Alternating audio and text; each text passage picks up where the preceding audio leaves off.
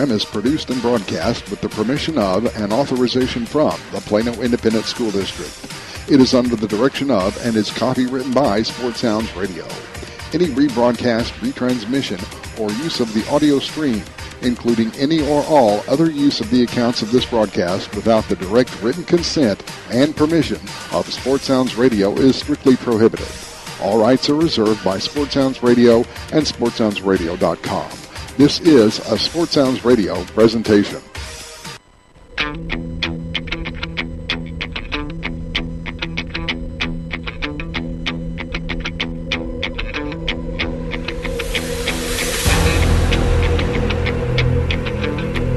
Plano West Wolves football is on SportsSoundsRadio.com. This broadcast of Plano West Wolves football is sponsored by Rodenbaugh's Flooring America and Appliances on Main Street in downtown Allen, serving the folks of Collin County for more than 50 years.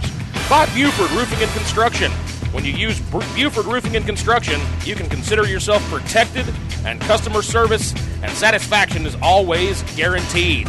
By Flat Shell Auto Service and Repair Center on Preston Road at I-635.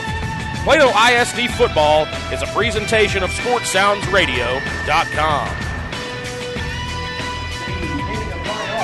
The drive to the District 6-6A title takes Plano West on the road tonight to battle a talented McKinney Boyd team. Mike Hughes' squad is out to a 3-0 start and 1-0 in district after a convincing 42-7 win over Plano East last week. As for the Mustangs from McKinney Boyd, they enter at 2-2 overall and 1-1 in district. Hello, everybody. I'm Reagan Ratcliffe along with Eli Jordan. It is a picture-perfect evening for Friday night high school football at Ron Post Stadium in McKinney, Texas. 85 degrees. The sun is setting. Partly cloudy skies overhead. And still early in the district race, Plano West coming in at 1-0 in district. As for McKinney Boyd at 1-1. But when you look at the publications prior to the season starting, Eli, a lot of people had this Plano West team middle of the pack, bottom of the pack maybe. Plano West really got to be happy with where they sit coming into tonight's ball game. Yeah, you said it, Reagan. And a beautiful night for football here. And like you said, early in district play. But a lot of these publications before the season, specifically guys like Dave Campbell's Texas High School Football and the Dallas Morning News, none of these publications had Plano West in that upper echelon of District 6-6A. Of course, it's a very large district with 9 teams. But you have to figure with Soso Jamambo, a little bit questionable those publications not having Plano West as looking a little bit better in the district. If you talk about Dave Campbell, of course, Dallas Morning News, Dave Campbell's, these publications are all going to have Allen as your top-ranked team in District 6-6A, and rightfully so. Kyler Murray is still Kyler Murray. This is a fantastic football team. They're going to be ranked number 1 no matter where you look, probably in the entire country. And then after that, a lot of these publications had Hebron looking as their number 2 team in District 6-6A, which is a little bit shocking because they started out 0-4. They're still 0-4. And so a little bit of a shocking development there as Hebron, a very, very savvy Brian Brazel coach team, and Hebron starting out 0-4. And then McKinney Boyd, both of these publications had McKinney Boyd in their top 4. Dallas Morning News had them ranked 4th behind Allen, Hebron, Plano.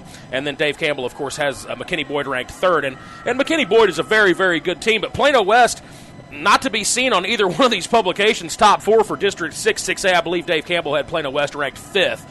Coming into the season for District 6-6A. But Plano West has been very surprising to this point, and they are in the driver's seat right now. If they can get away with a win here tonight, it would take a real disaster for them to not make the playoffs. Yeah, they've raised some eyebrows here in the early going of the season, ranked in the top 10 in the DFW Metroplex by Dallas Morning News coming into tonight's ball game. Well, you get to tonight's game, the storyline really surrounds the 2 running backs from these 2 teams.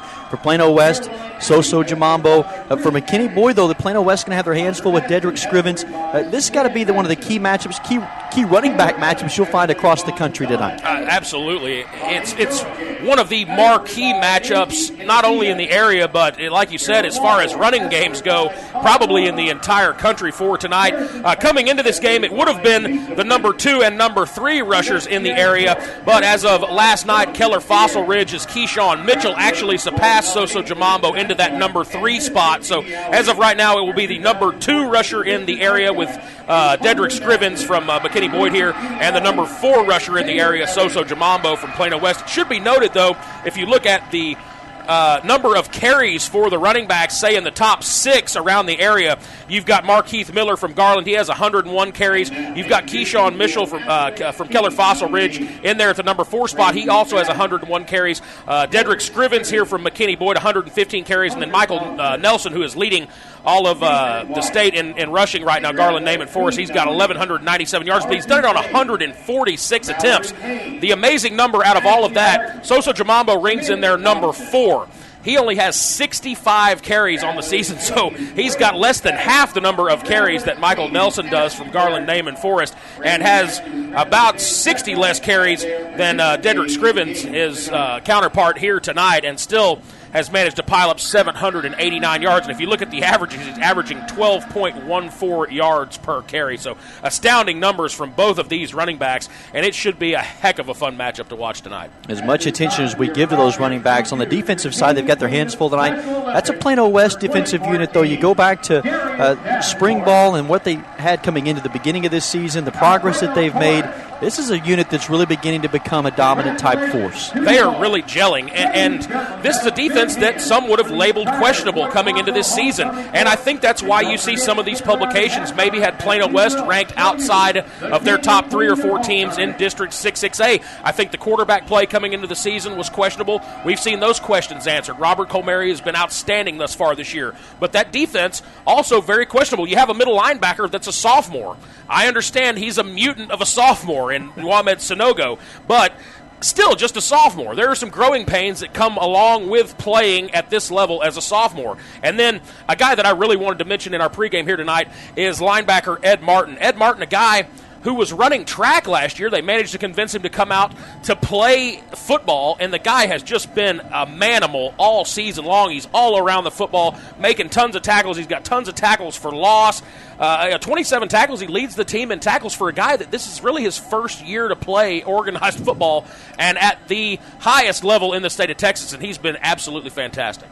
Should be a tremendous matchup tonight when you look at it on paper. The running backs and Scrivens and Jamambo, and 2 outstanding defensive units as well that you can't overlook. It's a Plano West and McKinney Boyd tonight from Ron Poe Stadium. When we come back, we'll take a look around District 6-6A, tell you what's on tap for this evening in the district and the marquee matchups across the Metroplex this weekend. That's all coming up next. You're listening to Countdown to Kickoff on the Rodenbaugh's Flooring America and Appliances presentation of Plano West Wolves football on SportsSoundsRadio.com. 102 West Main Street in Allen has all of your appliance and floor covering needs. Rodenbaugh's offers expert sales and installation on carpet, wood, ceramic, marble, and vinyl flooring. The appliance showroom displays state-of-the-art name-brand home appliances. As always, Rodenbaugh's backs up their knowledgeable sales with factory-trained service technicians. Rodenbaugh's, Allen's oldest business, family-owned and operated since 1962. Shell experts here to talk about the protective shield you see at Shell stations all over the country. Featuring us. It's there to remind you that no other gasoline protects your engine better than Shell nitrogen-enriched gasolines. Mm-hmm. Now with 20% more cleaning agents than before. Performance-robbing gunk doesn't stand a chance because your intake valves and fuel injectors are protected. Actively shielded. Hence the big protective shield here. So try Shell nitrogen-enriched gasolines today. No other gasoline protects your engine better. For quality auto service and repair, see the folks at Flat Shell on Preston Road at I-635. Welcome you back to Countdown to Kickoff. Reagan Ratcliffe along with Eli Jordan tonight as we get you ready for Plano West and McKinney Boyd. Before that, let's get you to the key matchups in District 6-6A, starting with a test for the defending state champions tonight. The Allen Eagles traveling to Flower Mound to take on a Marcus team that's gotten off to a solid start, 3-1 on the year. Should be quite a test here for Allen on the road tonight. Yeah, no doubt about that. This is over at Marauder Stadium in Flower Mound. So Allen going on the road tonight, like you mentioned, but they are 4-0, 1-0 so far in their District 6-6A play, but they have showed a tremendous amount of improvement, their defense especially, over the last few games. Last week, allowing only 149 yards to a Plano team in a 42-3 blowout. Marcus, you mentioned 3-1 on the season. They will be looking to really shorten this game up tonight. They're going to try and use that big offensive line to kill some clock, use the running game, and keep the football out of Kyler Murray's hands. We mention Kyler Murray all the time, but when you're talking about Allen, you almost have to mention him. Otherwise, you're not doing a good job as a broadcaster if you don't mention a guy like Kyler Murray when you're talking about Allen. But he's been basically unstoppable this season. 12 TD passes, 11 touchdown runs. I think Allen is just too much for Flower Mound Marcus in the end. I think Marcus has a chance early if they can use that big offensive line, but in the end, probably too much Allen.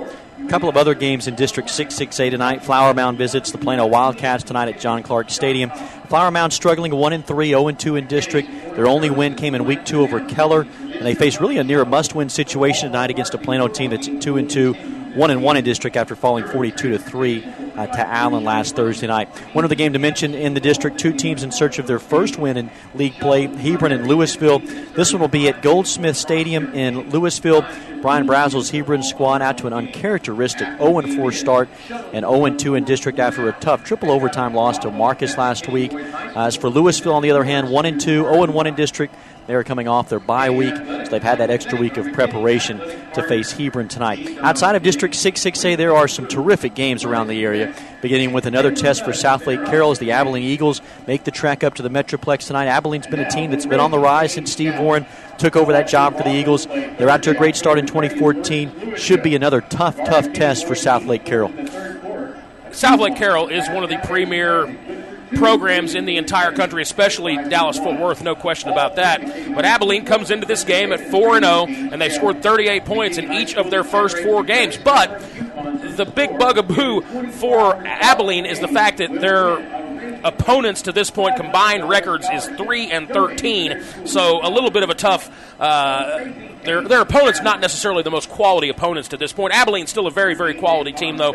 Carroll sitting at 3-0. They've really used their running game in the first 3 games, as you've got Jordan Humphrey, who's gone for 383 yards and 6 TDs, and at 6'5" and over 200 pounds, that is a big, powerful running back that South Lake Carroll has. You know what? I think Abilene sticks around in this one, and I think they may pull the upset tonight. Big one tonight over in Carroll as South Lake and Abilene face off, and we talk about rivalry games in the Metroplex. So many of those that come to mind tonight. A big one over in Arlington, Lamar to take on Arlington Martin squad tonight. Yeah, Arlington Lamar, always a big game. Arlington Lamar's been a little bit down over the last few years. Martin doesn't have the strongest team this season either. Been a bit of a down year for them, but a lot of good talent comes through Arlington Martin, and it should be an interesting game. Lamar sits at 2-1 coming into this one. Martin just 1-2, but Martin looking to avenge their loss to Lamar last year, 44-36, and that prevented them from winning the outright district title last season, so they're looking to come in and get a little revenge on the Vikings over in Arlington here tonight. A lot of great games, as always, across the Metroplex here,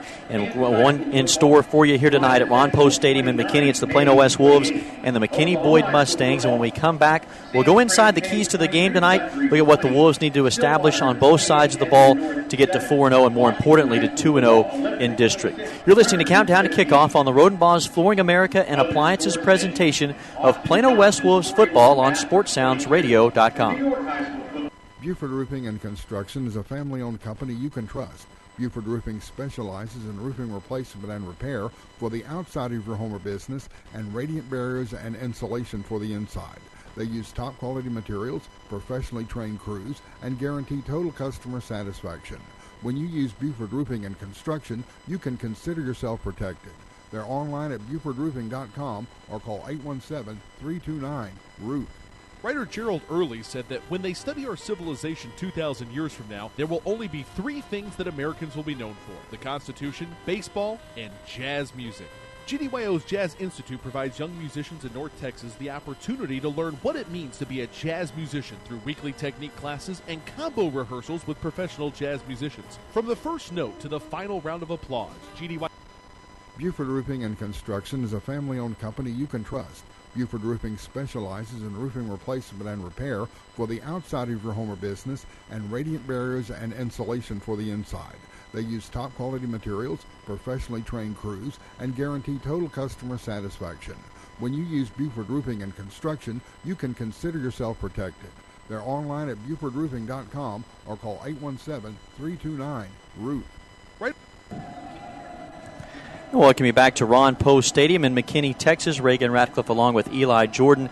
Plano West Wolves tonight, 3-0 on the road. Probably their most difficult challenge in this young season, taking on a McKinney Boyd team that's at 2-2 and 1-1 in district. And let's take him to tonight's keys to the game. And Eli, let's start on that offensive side for Plano West. Mike Hughes says that this is the most physical defensive unit that they faced up to this point. What do you see becoming the keys tonight for that Plano West offense? Well, it's all going to start, obviously, with their running back, Sosa Jamambo. We mentioned him a lot, but for him to be able to run the ball effectively tonight, you're going to have a good game out of your signal caller, Robert Comeri. And he's been very, very good to this point in the season, but he hasn't faced a team like McKinney Boyd just yet. So we will see if he gets any panic in him in what should probably be a tight game. It's been a lot of blowouts for Plano West at this point in the season, so not a lot of adversity on the offensive side of the ball for Plano West. Robert Comeri needs to keep his wits about him tonight and really needs to use that read option as he's done so well in their first few games. That will open up the running game for Sosa Jamambo and hopefully end with a Plano West victory here tonight. It's been a different look each week for Plano West on that offensive side of the ball.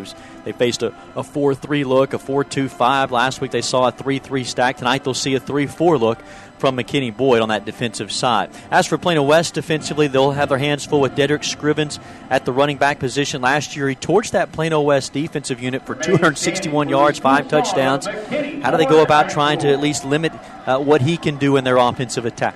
836 yards thus far this season for Dedrick Scrivens. As you mentioned, he's got a 7.3 yards per carry. I think defensively, if you look at it for Plano West, they've just got to stay at home. They can't fall for any tricks, any kind of nonsense that McKinney Boyd is going to try and throw their way. They really need to utilize their speed on defense, and those linebackers have to be sure tacklers tonight. They cannot let Dedrick Scrivens get many yards after contact. They need to really wrap up Wamed Sanogo, Ed Martin, McKinley Mitchell. And up front, they're going to have to be rock solid. You're going to have a good game out of guys like Shanta Smallwoods, Jordan Diggs, Robert Leviton. You're going to have to get pass rushing from the defensive ends as well whenever it does become a passing situation. You don't want McKinney Boyd to have third down and short all night long. If you do, it's going to be a long, long night.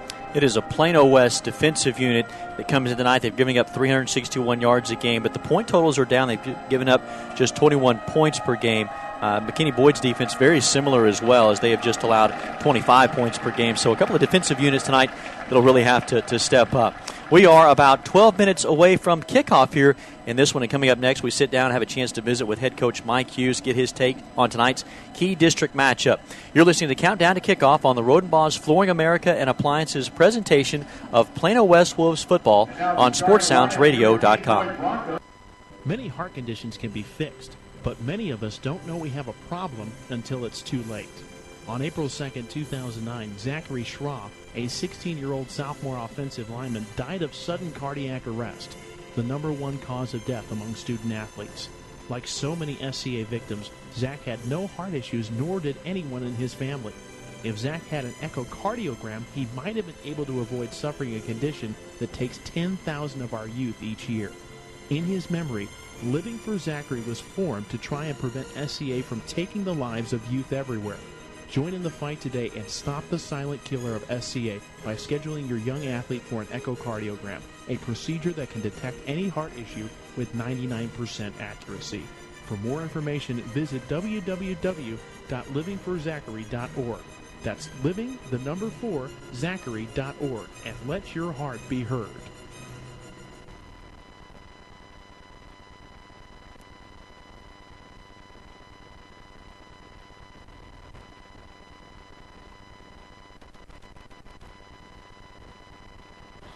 Welcome you back into Countdown to Kickoff. It is Plano West, McKinney Boyd tonight from Ron Poe Stadium in McKinney, Texas. And we're now talking with Wolves head coach Mike Hughes. And coach, a big win last week over Plano East to get to 1-0 in district. Start with the performance from your defensive unit. How pleased with the progress that you saw from them from the Saxy week? You had the week off to what you saw last week with them. Well, I think we've been strong playing the run all year, and obviously we were better playing the pass the other night. We were able to work on that during the bye week, and I think it paid off the other night against Plano East. So we'll see what happens tonight. Been sharp on both sides of the football, as you talk about there. The kicking game has also been sharp. Maybe the one statistic that stood out a little bit for you last week, the penalties. How do you go about addressing that with the team, and also trying to maintain just their edge of being aggressive on the field, but trying to manage those penalty yardage? Well, you can be aggressive without getting the penalties, you know, and we've been really good at that all year. But the other night we had too many penalties for whatever reason. I think we're a little sloppy on the offensive side of the ball the other night. Hopefully we've got that fixed and we're better there tonight. We can't get a lot of penalties tonight. You go in tonight to take on a McKinney Boyd team that's got a high-powered offense, a stingy defense. Is it safe to say that this is your biggest test up to this point of the season? Without a doubt. They're physical. They're good on offense. They want to run the ball like us. They can execute the pass too. And they're real good on defense. They're aggressive. They're physical. We've got to be physical tonight. If not, it's going to be a long night. We're talking with Mike Hughes, head coach here at Plano West, so we get you ready for Plano West and McKinney Boyd. And talking with McKinney Boyd's head coach earlier this week, Don Drake, he obviously had a lot of praises for Soso Jamambo and the offensive unit, but really your quarterback is a guy that he talked a lot about, in Robert Colmary, and how he makes this offense go as well. How vital has his production been to the offensive success that this team has experienced this year? It's huge. Colmary is a senior.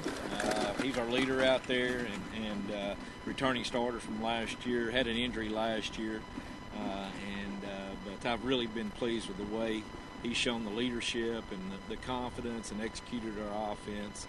And he should do that. He's a senior, smart kid, our leader. So hopefully he continues to do that tonight.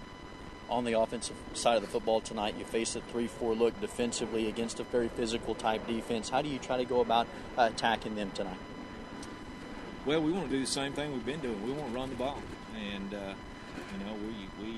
I said earlier in the year, we're going to give it to Jamambo about 30 times and see what happens. When we throw the ball, we want to execute that as well. So we don't have a huge game plan change tonight.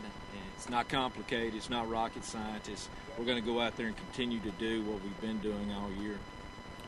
This game features probably one of the best matchups in the district, maybe the best two running backs you'll find across the state of Texas tonight. Dedrick Scrivens, the running back for McKinney Boyd. So defensively tonight, how do you try to go about taking away some of the things that they like to do on the offensive side?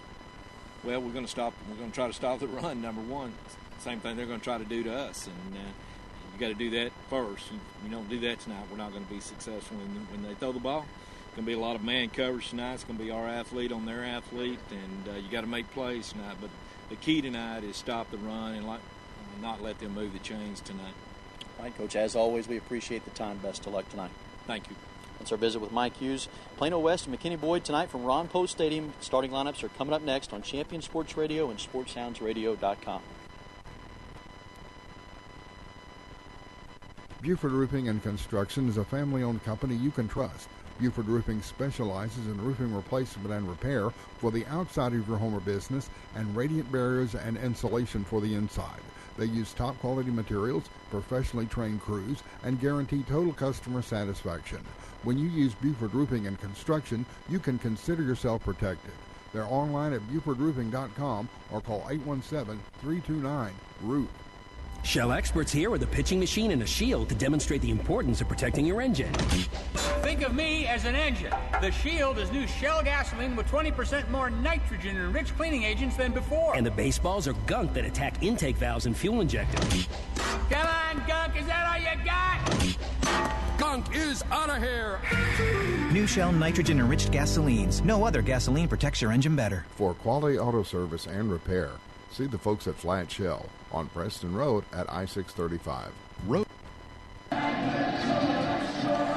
welcome you back to Ron Post Stadium in McKinney, Texas. Reagan Radcliffe along with Eli Jordan. It is homecoming night here for the McKinney Boyd Mustangs. And as we get you ready for kickoff, let's pass along tonight's starting lineups, beginning with McKinney Boyd's offensive unit. Across the front line, the tackles are Patrick Quintana and Tyrese Robinson, a sophomore. The guards are Carlos Alvarez and Emery Gulick. And the man in the middle at the center spot is Matt Morris, a second-team All-District selection last year. Jacob Cantrell also across that front line. He is the tight end spot. The trigger man is Grant Restmeyer, the quarterback at 6'4", 190-pound junior. He's thrown for 581 yards and 6 touchdowns through 4 games. Dedrick Scrivens, though, the guy's name that you're going to hear about tonight, the running back, 836 yards rushing. He went for 5 TDs in a win over Plano West last year. The wideouts are Cassidy Woods, Brandon Bowling, and Jeremiah Campbell. For Plano West defensively, across from that Boyd offense, the front line, the defensive ends are Brett Clark and LaBelle Ramsey. Ramsey has been an absolute beast. 6'5", 216-pound senior, 17 tackles on the year, 5 of those for loss in the last 2 games. Jordan Diggs and Shanta Smallwood are the tackles. Linebacking core is absolutely outstanding, led by the sophomore Wamed Sanogo in the middle. The strong side linebacker is Ed Martin, team leader in tackles. And then on the weak side is McKinley Mitchell. In this secondary, the corners are Alex Prince and Mark Cooks, and the safeties are Seth Hammond and Tyler Campbell. On the other side of the football, for Plano West offensively, Travis Hall makes his second start of the year in place of the injured Anthony Cansabedian at the left tackle spot. Across from him at the right tackle spot is Iju Kim. The guards are Colin Hill and Ed Alotsev, and Travis Armstrong, a 5'11", 228-pound senior, is the center. Robert Kelmary is the quarterback, a 2-year starter. He's thrown for 357 and ran for 321 this year. Soso Jamambo is the tailback, 6'3", 201-pound senior. He has rushed for 749 yards and an astounding 14 touchdowns through just 3 games. The wideouts, Travis Traylor, Andrew Gillespie, Yoshe Ali, and Christian Gans. For the McKinney Boyd defensive unit, they base out of a 3-4 look. Kyle Seamus, a 3-year starter, at the defensive end. Noah Praters on the other side. And then in the middle, the nose tackle spot is Joshua Stewart. Outside linebackers, they got a pair of good ones in Ross Matusik, team leader in tackles, sacks, and tackles for loss. And then at the other side, at the outside linebacker, is Braden McFadden. Inside linebackers, Ron DeBoe and Braden Webb. And the corners, Parker Noren and Armani Jenkins. Safeties are Keaton Livingston and Boone Tate. Both teams have made their way out of the locker rooms to the north end and are set to come out of the tunnels. And with that, we will step aside as you're just minutes away from kickoff between Plano West and McKinney Boyd. The kickoff is coming up next on Champion Sports Radio and SportsSoundsRadio.com. Located at 102 West Main Street in Allen, has all of your appliance and floor covering needs. Rodenbaugh's offers expert sales and installation on carpet, wood, ceramic, marble, and vinyl flooring. The appliance showroom displays state-of-the-art name-brand home appliances. As always, Rodenbaugh's backs up their knowledgeable sales with factory-trained service technicians. Rodenbaugh's, Allen's oldest business, family-owned and operated since 1962. Are you tired of only spending time as a family huddled around the TV? Would you like to enjoy some culture with your loved ones without breaking the bank? Then let me introduce you to the Greater Dallas Youth Orchestra. The GDYO provides music education and performance opportunities for musically talented youth, but this is no kids' concert. The GDYO comprises 7 different ensembles made up of over 425 talented musicians ages 8 to 18, representing more than 50 communities in North Texas. You won't believe how amazing these ensembles sound until you hear it for yourself. So join them for one of their concerts at the Meyerson Symphony Center or Dallas City Performance Hall. For more information on how to make a donation, as well as a listing of upcoming GDYO concerts, visit gdyo.org. And if you know a talented young musician interested in an unbelievable experience, auditions take place in the spring. Connect with the Greater Dallas Youth Orchestra on Facebook, Twitter, LinkedIn, and at gdyo.org. Point of Origin Design is your one-stop shop for all your apparel, promotional, event, or team uniform needs. Point of Origin Design is a full-service design and logo creation company that offers a wide variety of imprintable and embroidered products. With competitive pricing and quality work, you can't go wrong with Point of Origin Design. It's always best to start at the right point, so visit them online at pointoforigindesign.com. Let them help you plan your next promotional item or design your next t-shirt. That's online at pointoforigindesign.com. Rodenbaugh's, located at 102 West Main Street in Allen, has all of your appliance and floor covering needs. Rodenbaugh's offers expert sales and installation on carpet, wood, ceramic, marble, and vinyl flooring. The appliance showroom displays state-of-the-art name-brand home appliances. As always, Rodenbaugh's backs up their knowledgeable sales with factory-trained service technicians. Rodenbaugh's, Allen's oldest business, family-owned and operated since 1962. Buford Roofing and Construction is a family-owned company you can trust. Buford Roofing specializes in roofing replacement and repair for the outside of your home or business and radiant barriers and insulation for the inside. They use top-quality materials, professionally trained crews, and guarantee total customer satisfaction. When you use Buford Roofing and Construction, you can consider yourself protected.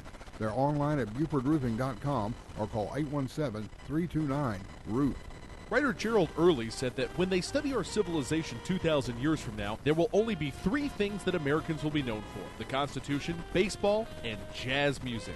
GDYO's Jazz Institute provides young musicians in North Texas the opportunity to learn what it means to be a jazz musician through weekly technique classes and combo rehearsals with professional jazz musicians. From the first note to the final round of applause, GDYO Jazz Institute concerts will amaze and delight both hardcore jazz cats and new fans alike. Learn more about the truly original American art form through the GDYO Jazz Institute online at gdyo.org/jazz. Many heart conditions can be fixed, but many of us don't know we have a problem until it's too late. On April 2, 2009, Zachary Schroff, a 16-year-old sophomore offensive lineman, died of sudden cardiac arrest, the #1 cause of death among student athletes. Like so many SCA victims, Zach had no heart issues, nor did anyone in his family. If Zach had an echocardiogram, he might have been able to avoid suffering a condition that takes 10,000 of our youth each year. In his memory, Living for Zachary was formed to try and prevent SCA from taking the lives of youth everywhere. Join in the fight today and stop the silent killer of SCA by scheduling your young athlete for an echocardiogram, a procedure that can detect any heart issue with 99% accuracy. For more information, visit www.livingforzachary.org. That's living4zachary.org, and let your heart be heard. Rodenbaugh's, located at 102 West Main Street in Allen, has all of your appliance and floor covering needs. Rodenbaugh's offers expert sales and installation on carpet, wood, ceramic, marble, and vinyl flooring. The appliance showroom displays state-of-the-art name-brand home appliances. As always, Rodenbaugh's backs up their knowledgeable sales with factory-trained service technicians. Rodenbaugh's, Allen's oldest business, family-owned and operated since 1962.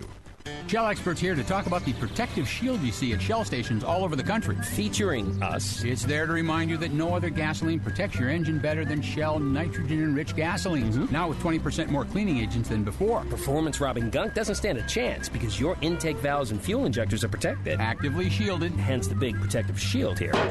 So try Shell nitrogen-enriched gasolines today. No other gasoline protects your engine better. For quality auto service and repair, see the folks at Flat Shell on Preston Road at I-635.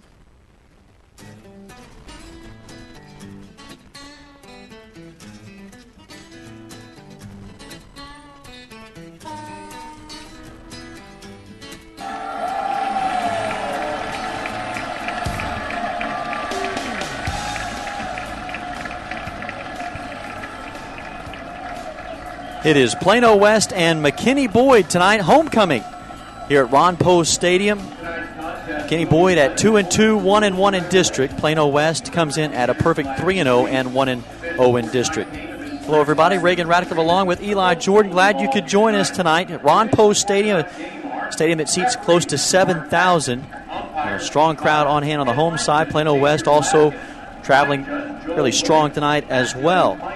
Tell of the tape tonight, Plano West coming in off a 42-7 win over Plano East. As for McKinney Boyd, a convincing 46-6 win over Flower Mound last week. That's coming off a 58-28 loss to Allen the previous week. Mike Hughes, the head coach for Plano West in his 13th year, 76-58 overall. Don Drake in his 9th season at McKinney Boyd, 48-45 overall since arriving back in 06. These two teams met last year, a 42-21 victory for Boyd in that game as a district opener. Dedrick Scrivens, 261 yards, 5 touchdowns that night. And it is an absolute gorgeous evening for high school football as Boyd gets set to tee it up. Yeah, 82 degrees right now and light winds. Should be into the upper 70s as we move along into the game tonight. No chance of rain, and like you said, it's just a perfect night for football. Andrew Smith will tee it up. McKinney Boyd won the toss. They've deferred. Plano West will receive and defend the north end zone. It's a towering end-over-end kick that will come down to the hands of Mark Cooks right at the goal line. He angles to his left, stutter steps to the 10, cuts back to his right. He's got room. 15, 20, angling towards the sideline. 25, a stiff arm and pushed out of bounds at the 31-yard line. Good field position for Plano West to start offensively. And a little bit of an interesting decision to defer there by McKinney Boyd and put Soso Jamambo on the field early. And we will see early on what they're going to try and do defensively, whether McKinney Boyd is going to try and stack that box and really sell out to stop Soso Jamambo and make Robert Colmary beat them with his arm. Plano West sets up at the 30-yard line. Here comes Comeri in the offense, wearing the white jerseys tonight, blue numerals and letters, black pants, the black helmets with the white Wolves logo.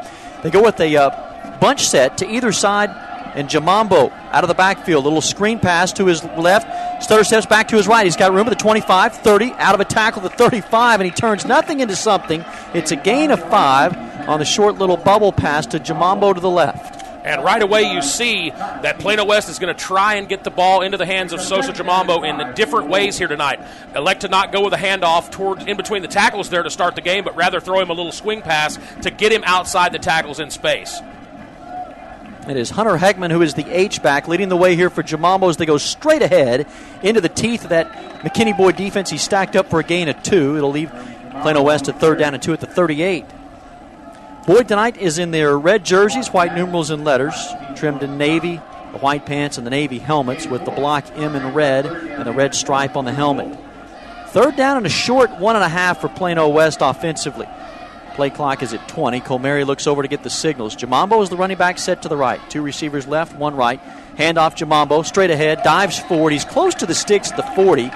It was Ross Matisic, the outside linebacker, who came in and tackled Jamambo around the knees, and it's good enough for a Plano West first down. And that was a very, very close to a first down there. Jamambo just barely got it by a nose of the football. Nice play there by Ross Matisic. Just could not quite get Jamambo wrapped up before he could get the first down. Opening drive for the Wolves. They have it 1st and 10 at their own 40. Play action to Jamambo. Comeri looks left, comes back right, sets up a screen. Jamambo's got it at the 45, hit and spun down at the 49, slung out of bounds. He's maybe a half a yard shy of the first down. And to your point while ago, just looking for different ways to get the ball into Jamambo's hand. Again, they come back to him on the pass. Yeah, and Kelly Mercer doing a very, very nice job, the offensive coordinator for Plano West, of changing it up just a little bit. Rather than going in between the tackles, they're trying to get Jamambo the ball in space out in the flat. 2nd down and 1. Fakes the handoff to Jamambo. Here comes Comeri. He's got first down yardage and more. Lowers his shoulder at the 45. Runs over a tackler at the 42-yard line before he is brought down. Parker Noren came up to make the tackle from his corner spot. There's a first down, and Comeri gets his first carry of the night to move the chains. Solid drive thus far for Plano West as they are moving the football with a lot of success right now. Just over 10 minutes to go, first quarter. Opening drive. Comeri out of the gun. Here comes pressure from behind. Tucks it, runs. He's at the 35, angles towards the sideline, the near side, out to the 30-yard line. Close to another Plano West first down, and Comeri's doing it with his legs. It is a first down, and Comeri, a senior who has already rushed for 321 yards, has a pair of nice runs in the early going. Plano West, a no-huddle offense, quickly to the line of scrimmage. Here they come, handoff, Jamambo, and he is stacked up and stuffed at the line of scrimmage at the 30-yard line. Host of red jerseys. It was led by Braden Webb, the inside linebacker, a junior who was there to make the stop. And forward progress for Jamambo. Maybe a loss of 1 there on the play. It'll be a 2nd down and 11. Yeah, you also saw Kyle Seamus there, that big defensive end who was able to cross his man's face and get in the pile there and help stop Sosa Jamambo. One of the few carries we've seen thus far this season that went for negative yards. It is a loss of 1, 2nd and 11 from the McKinney Boyd 31. Handoff, Jamambo, right side, 30, 35, 20, into the open, 25, the 10, 5, and touchdown. Jamambo is in off the right side. Started inside, bounced outside, and that's 6 points for Jamambo and the Plano West Wolves offense. And another touchdown for Sosa Jamambo, and this one goes for big yardage as well. And McKinney Boyd, just as I mentioned the fact that they were able to bottle him up for one of the few negative yardage plays we've seen out of him all season, he goes over the right side behind that big Eju Kim, the 6'2", 267-pound senior, and takes it all the way to the end zone. Parker Davidson, the extra point attempt out of the hole to Damon Foncham. It's a low line drive kick. It is up and it is good. Davidson now 19 of 19 on the young season. Just like that, Plano West is on the board. It took them just a little over 2.5 minutes. 9:38 to go, first quarter. Plano West on top of McKinney Boyd, 7-0. You're listening to the Rodenbaugh Flooring American Appliances presentation of Plano West Wolves football on SportsSoundsRadio.com. Allen has all of your appliance and floor covering needs. Rodenbaugh's offers expert sales and installation on carpet, wood, ceramic, marble, and vinyl flooring. The appliance showroom displays state-of-the-art name-brand home appliances. As always, Rodenbaugh's backs up their knowledgeable sales with factory-trained service technicians. Rodenbaugh's, Allen's oldest business, family owned and operated since 1962. Rodenbaugh's, located at 102.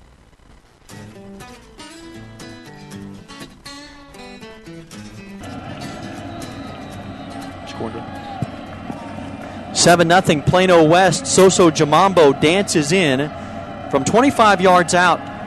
It is his 15th touchdown on the season. This kickoff from Parker Davidson drives Dedrick Scrivens 3 yards deep. He'll take a knee. And McKinney Boyd will set up shop first time. They've had the football tonight. Plano West on top 7-0 with 9:38 to go first quarter.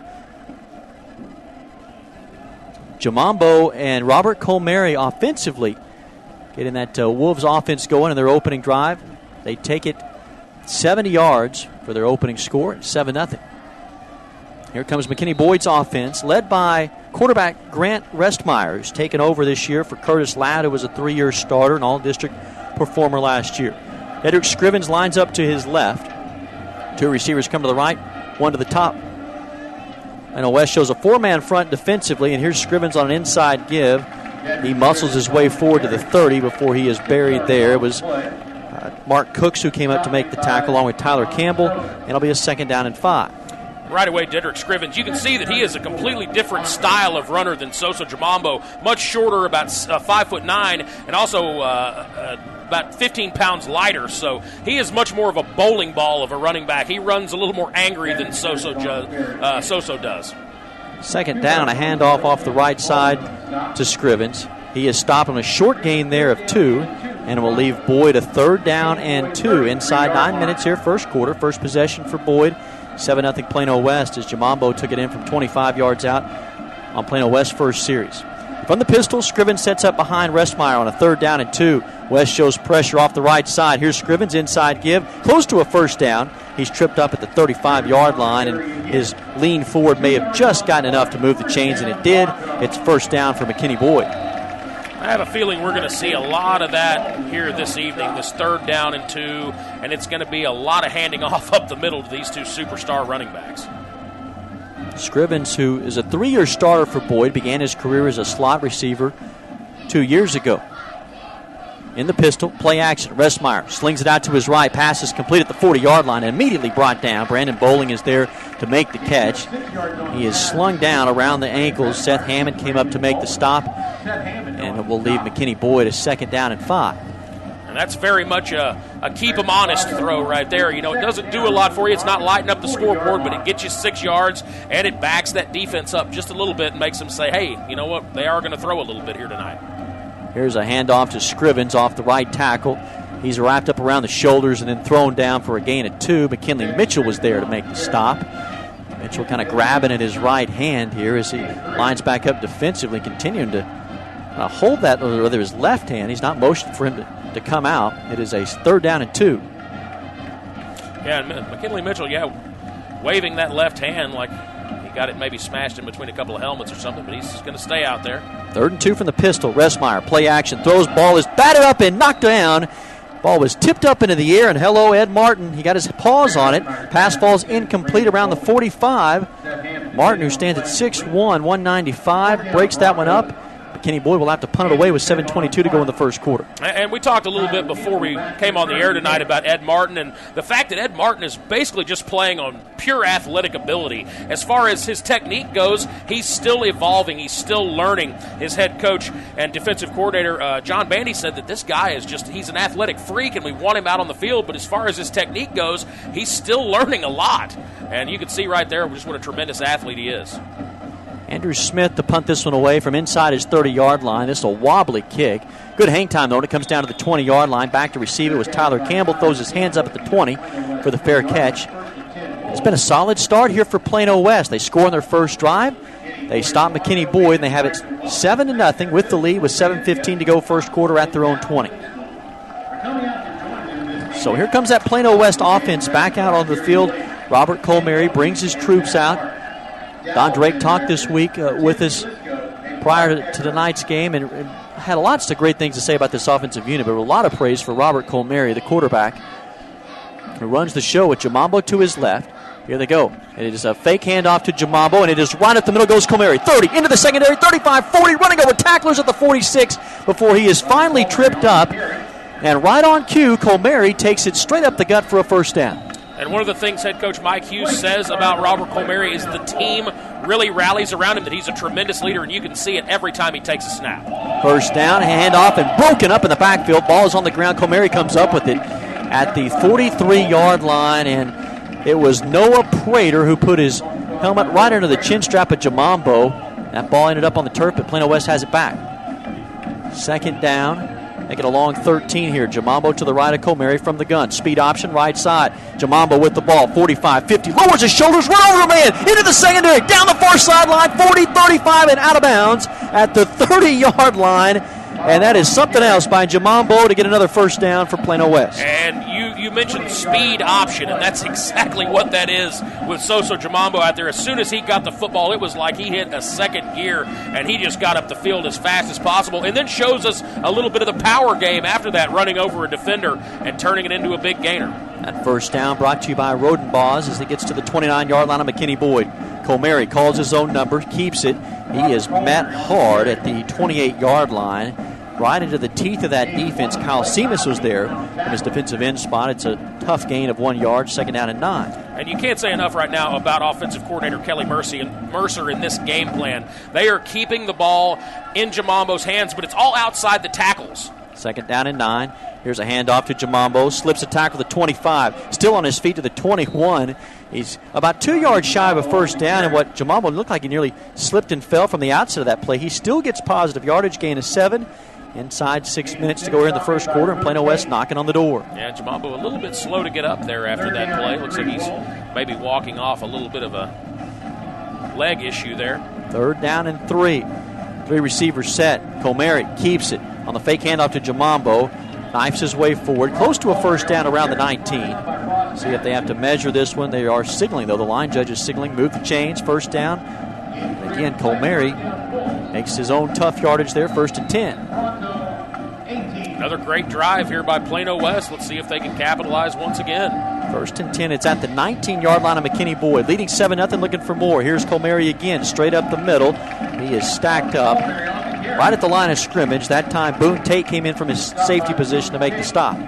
And you can see young Colin Hill over there on the left side. He's making his 4th start for this team, but got that pulling guard out around to the side and was just unable to get a defender in his way, and unfortunately it goes for not much yardage as Comeri was bottled up. We've seen Plano West tonight in that no-huddle offense. Here they huddle up, run the clock a little bit more, play clock at 18.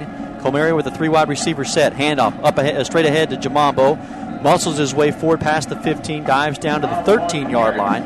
It will leave Plano West about 6.5 yards shy of a first, or 4.5 yards shy of a first down. This will be an interesting play call right here. Are they going to continue with the read option, or maybe you try and let Robert Comeri throw one here, knowing that you're in good position to maybe kick a field goal, get a 10-0 lead if you don't convert on the third down pass? Third down and call it 4 with 4:38 to go first quarter. Handoff, Jamambo muscling his way forward inside the 10 to the 5, and finally wrestled down at the 2-yard line. And that is all Jamambo. Good blocking up front, but he had to earn some tough yardage there, and he gets the first down. And already Soso just showing you exactly what he can do. The power game, the speed game, he's just got it all. First and goal from the 2. Comeri, handoff, Jamambo. He walks in. Second touchdown of the night for Soso, and it's 13-0 Plano West with 4:20 to go in the first quarter. Jamambo again just right up the gut and nothing doing for that McKinney Boyd defense. They are just unable to get any kind of a grasp on Soso Jamambo here early in this game. And not that we haven't seen this before. No team to this point this season has been able to really get a grasp on Soso Jamambo. But, already about to be 14-0 early in this game. Extra point from Parker Davidson once again is good. He's 20 for 20 on the season. It is 14-0 Plano West, 4:20 to go here in the first quarter. You're listening to the Rodenbach Flooring America and Appliances presentation of Plano West Wolves football on Champion Sports Radio and SportsSoundsRadio.com. Main Street in Allen has all of your appliance and floor covering needs. Rodenbaugh's offers expert sales and installation on carpet, wood, ceramic, marble, and vinyl flooring. The Appliance Showroom displays state-of-the-art name-brand home appliances. As always, Rodenbaugh's backs up their knowledgeable sales with factory-trained service technicians. Rodenbaugh's, Allen's oldest business, family-owned and operated since 1962.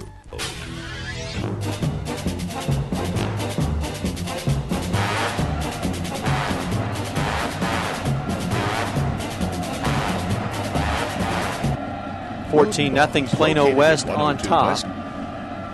Here in the first quarter with 4:20 to go. Is Parker Davidson to tee it up from the 40-yard line. A booming end-over-end kick that drives Scrivens all the way to the back of the end zone, in and out of his hands. It's a touchback. Flags are down. First penalty flag that we've seen tonight. And talking about penalty yardage, we talked about it. Mike Hughes in the pregame show tonight as the referees sort this one out. Plano West fell to the penalty flag last week. They're a team that comes in tonight averaging 54 yards of penalty yardage. But how about McKinney Boyd? 377 yards over the last 3 games, averaging 98 yards a game in yellow flags. That's a lot of penalties, and those are the kinds of things you absolutely can't do once you start getting deep into district play. If you start becoming one of those teams that is known to be penalized all the time, that is just one of those stigmas that you're not going to be able to shake. And if you keep doing it, it's going to cost you games at some point. Once these games start becoming more and more important, the games are inevitably going to become closer and closer as the season goes on. And a lot of penalties could be the difference between a win and a loss. Still sorting this one out. Officials confirming what looks to be on McKinney Boyd as they're talking to McKinley Mitchell for Plano West around the 30-yard line. West has scored on their first 2 drives tonight. It's unsportsmanlike conduct on McKinney Boyd, so they'll back him up. From Boyd, on their first drive, they made it out to their own 40-yard line. They were stalled. It was Ed Martin who got his hands up on a 3rd down and 2-yard pass from Grant Restmeyer that he deflected into the air. McKinney Boyd had to punt it away. With that unsportsmanlike conduct, it'll back Boyd up to the 16-yard line, and right now you can just sense this Plano West Wolves defense is looking to feast right now on McKinney Boyd. This situation you want to get him in, you can get him down. It changes their game plan a little bit. Sure, and on the road, too. It's homecoming here tonight. Big crowd sitting below us here in the press box. And if you can take that crowd and that homecoming type of atmosphere out of the game early, as they seem to have done, you can really pin the ears back on defense and come after that Dedrick Scrivens. And, you know, if you get them way down early, it's going to be tough for them to come back being a predominantly running team. Yeah, Restmeyer this year has been above average in throwing, 57% completion rate, 51-90, 581 yards. They have not blown the play clock. It still sits at 25 seconds. Back at the 16-yard line, McKinney Boyd moving from left to right. 14-0 Plano West on top with 4:20 to go in the first quarter. And now they're going to mark off a few more yards. How about that? They're going to mark it to they get the McKinney Boyd's own 13-yard line. So tack on 3 more yards, and here we go. Scrivens stands in the pistol behind Restmeyer, his heels resting on the 6-yard line. Inside give, cuts upfield. He is stopped at the 15-yard line. Swarming defense right there. Shanta Smallwood is in there on the tackle along with Wamed Sanogo, a gain of 2. And guess who? Ed Martin also in there around the ankles of Dedrick Scrivens. This is a Plano West defensive unit that had given up 628 yards to Saxe 3 weeks ago. Last week, following an open week, 153 to Plano East. They were all over the field. 2nd down and 8. Here comes speed option, right side. Messmeyer's just going to have to tuck it and run, and he is buried at the 16-yard line. They took away Scrivens. They were not going to allow it to Restmeyer to pitch it to him, and then he was swarmed under. No gain on the play. That Plano West defense is doing a very, very good job against the run to this point. You've got to give a lot of credit to defensive coordinator John Bandy and the job that defensive unit is doing to this point. They did give him 1 yard. It's 3rd down and 5. No backs in the backfield. 3 receivers to the left, and in a slot is Jacob Cantrell to the right. Man-to-man coverage shown by Plano West. Restmeyer to throw. Home run ball down the right side. Pass is caught at the 48 to the 50 across midfield. Inside Plano West territory, finally tackled at the 40-yard line.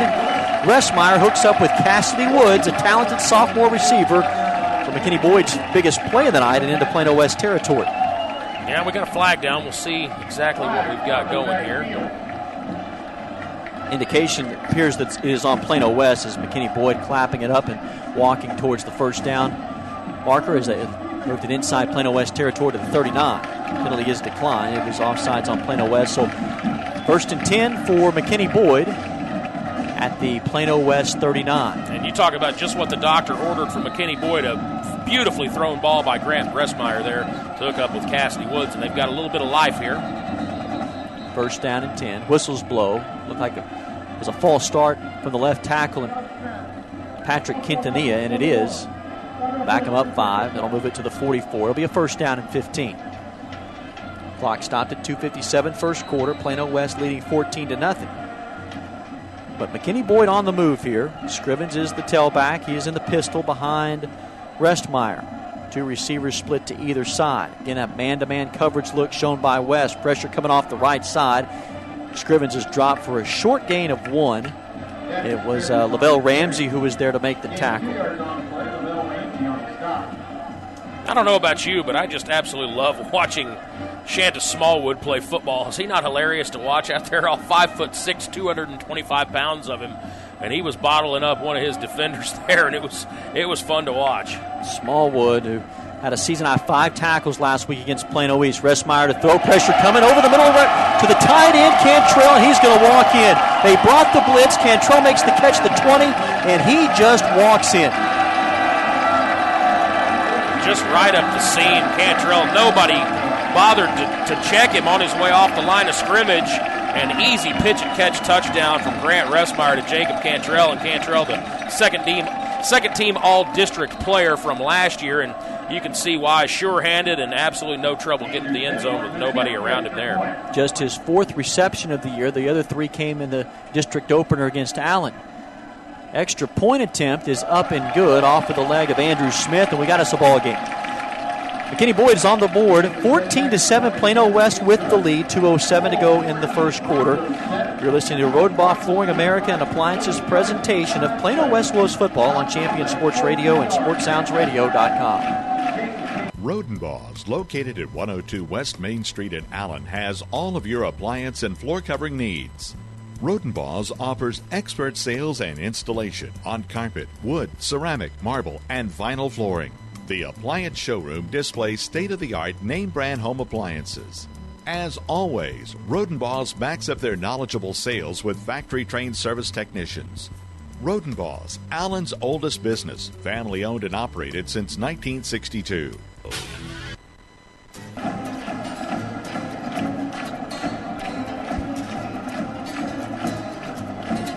14-7, Plano West on top. Jacob Cantrell on the touchdown reception from 38 yards out off the arm of Grant Bressmeyer. Plano West will get the football back. They've scored touchdowns on both of their possessions. Soso Jamambo, a pair of touchdown runs, one from 24 yards out. Here's a soft little floating kick around the 30-yard line, a little squibber, and it has fallen on at the 25. There to recover that ball, Travis Traylor, and so Plano West will set up shop 1st and 10 at their own 25-yard line.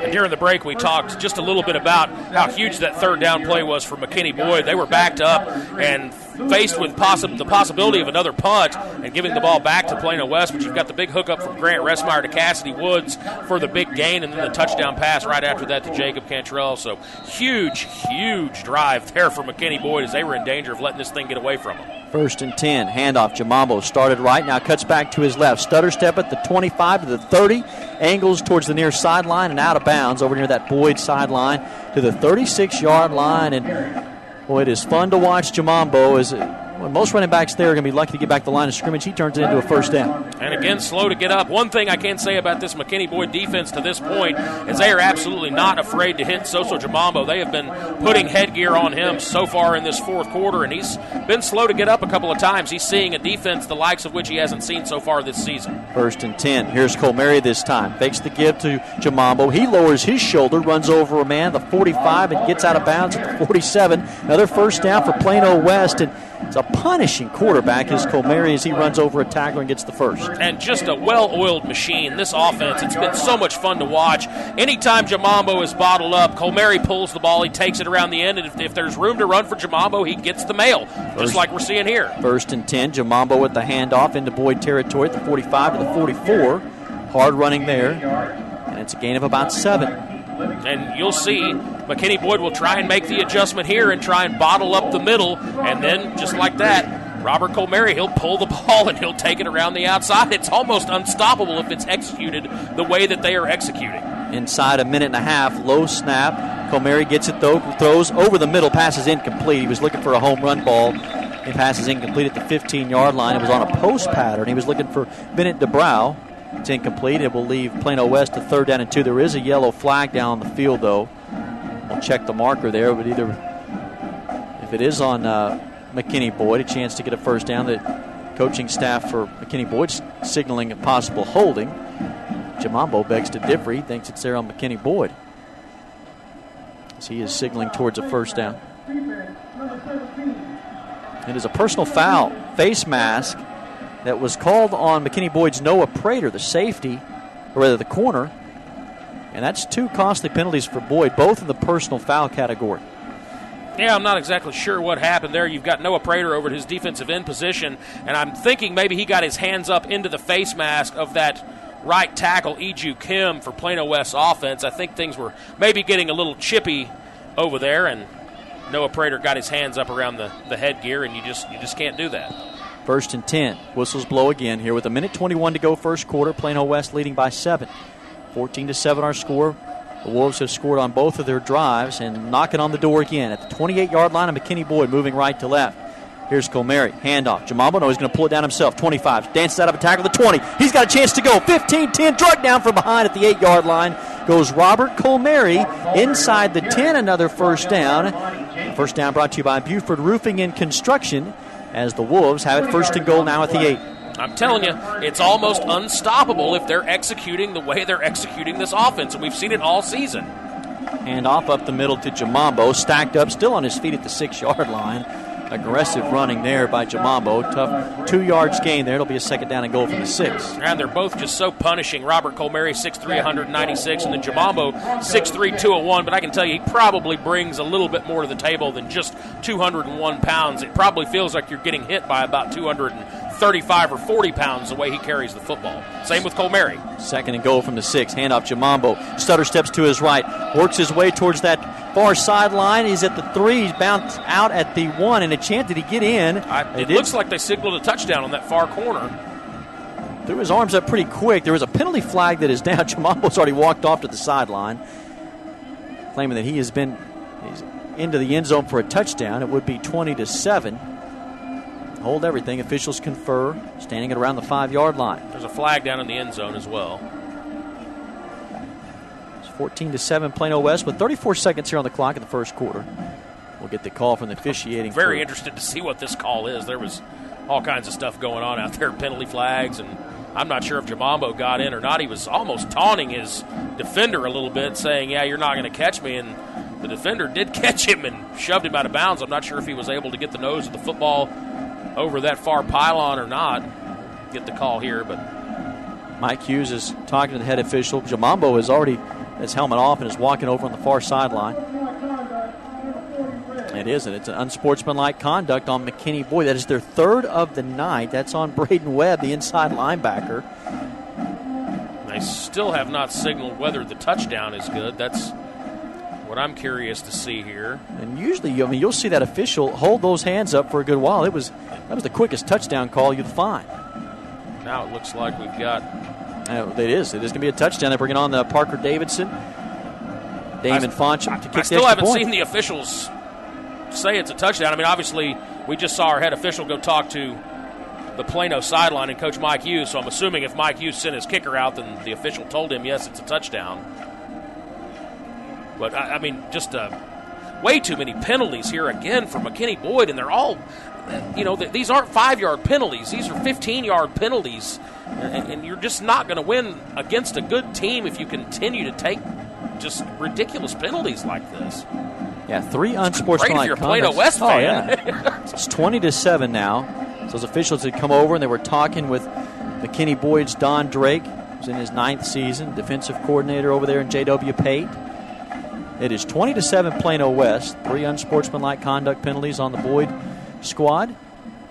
And that would tack that on following the kickoff as Parker Davidson will line up to kick this one through the uprights out of the hole to Damon Foncham.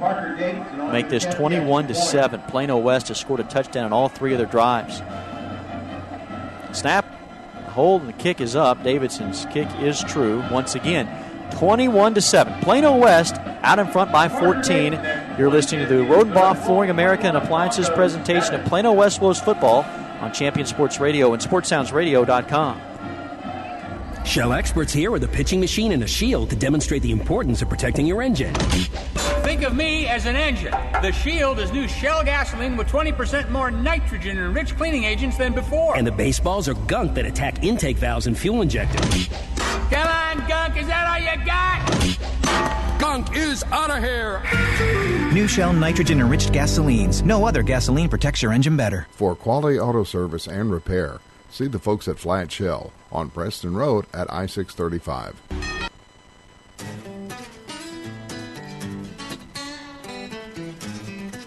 It's 21-7. Plano West out in front of McKinney Boyd with 34 seconds to go first quarter. We talked in the pregame show about this being one of the key matchup tonight here in this district, but also one of the best running back matchups you would find across the state, maybe the nation. And so far, it has been a lopsided show as far as Sosa Jamambo is concerned. Absolutely, and it's been all Plano West to this point, and penalties right now are hurting McKinney Boyd. And, they had a very, very gutsy drive there to come back down and make it 14-7, and then right away Plano West goes right back down the field and scores thanks to a couple of unsportsmanlike conduct penalties there. But Plano West doing everything they need to do offensively right now. They're utilizing that read option, and they're running it absolutely to perfection. Every time Robert Colmary sees an opening for himself, he's pulling the ball. They have not made a mistake on that read option all night long, and they're trying to get the ball to Jamambo in space. They've thrown him a couple of screen passes. They've given him the ball outside the tackles when they're not running that inside handoff with him. So just all around, just a fantastic effort thus far from Plano West, and they appear to be unstoppable on offense at this point. Timeout has been called by McKinney Boyd. Plano West will kick this one off from the 45-yard line of Boyd, following that unsportsmanlike conduct, the third of the night for McKinney Boyd. And we talked about this earlier, the penalty yardage that they have accumulated this year, averaging 98 yards a game. Already those 3 unsportsmanlike conducts for 45 yards, as they are halfway to their season average. They've had 377 yards of penalties in the last 3 games. Yeah, 4 penalties for 50 yards already tonight for McKinney Boyd. And if you look at the rushing statistics for Plano West, just amazing like they normally are. You've got Sosa Jamambo averaging 8 yards a carry. He's got 13 carries for 114 yards and 3 TDs. And there's Robert Colmary, as steady as a rock, just like he always is. 9 yards a carry. He's got 9 attempts for 84 yards and 209 total yards for Plano West, 198 of them on the ground to this point. So just, again, that running game is just phenomenal for Plano West. Well, you thought when Jamambo went for 469 yards and 6 touchdowns against Saxe, you thought, how could he ever top that performance? Well, already tonight he's on track. 3 touchdowns over the 100 yards like you talked about.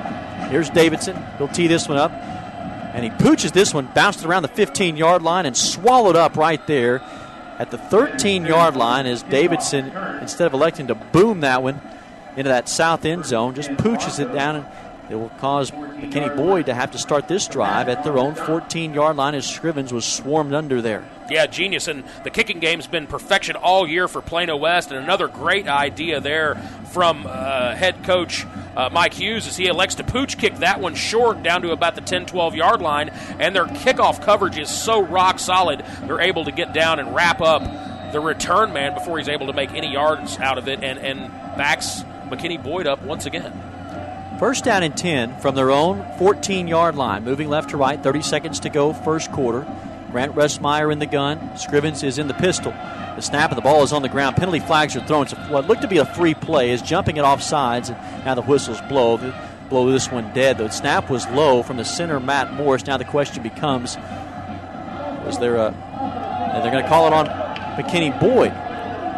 But it looked like that defensive tackle maybe there in Smallwood was able to just get back.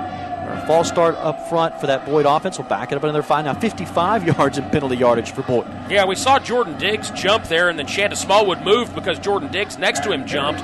But from the looks of it up here, I didn't see anybody on the McKinney Boyd side of the ball move, and their offense and coaching staff agrees with me, but they're called for the false start. 1st and 15, handoff to Scrivens. Nowhere for him to go, running for his life, and slung down at the 14-yard line. What looked like an opening there just for a moment, a sliver of daylight, and all of a sudden here comes a host of white jerseys and maybe gets 3 yards on the play. And we talked about this linebacking core in the pregame show. Wamed Sanogo isn't the fastest linebacker you'll ever see because he goes 6'2", 227 pounds. But on either side of him, you've got Ed Martin, who was a track runner up until this year. He goes 195 pounds, and you've got McKinley Mitchell opposite him. So a couple of real speed guys on either side of Wamed Sanogo. So you've got the big thumper in the middle, and then the 2 pursuit guys on either side. So it makes a great linebacking core. That is going to bring us to the end of the first quarter. It has been all Plano West here in the first 12 minutes. 3 touchdown runs by Soso Jamambo, and it's been a dominant defensive performance thus far other than the 1 touchdown. 21-7, Plano West out on top through the first quarter. You're listening to the Rodenbaugh Flooring America and Appliances presentation of Plano West Wolves football on Champion Sports Radio and SportsSoundsRadio.com. Rodenbaugh's, located at 102 West Main Street in Allen, has all of your appliance and floor covering needs. Rodenbaugh's offers expert sales and installation on carpet, wood, ceramic, marble, and vinyl flooring. The appliance showroom displays state-of-the-art name-brand home appliances. As always, Rodenbaugh's backs up their knowledgeable sales with factory-trained service technicians. Rodenbaugh's, Allen's oldest business, family-owned and operated since 1962.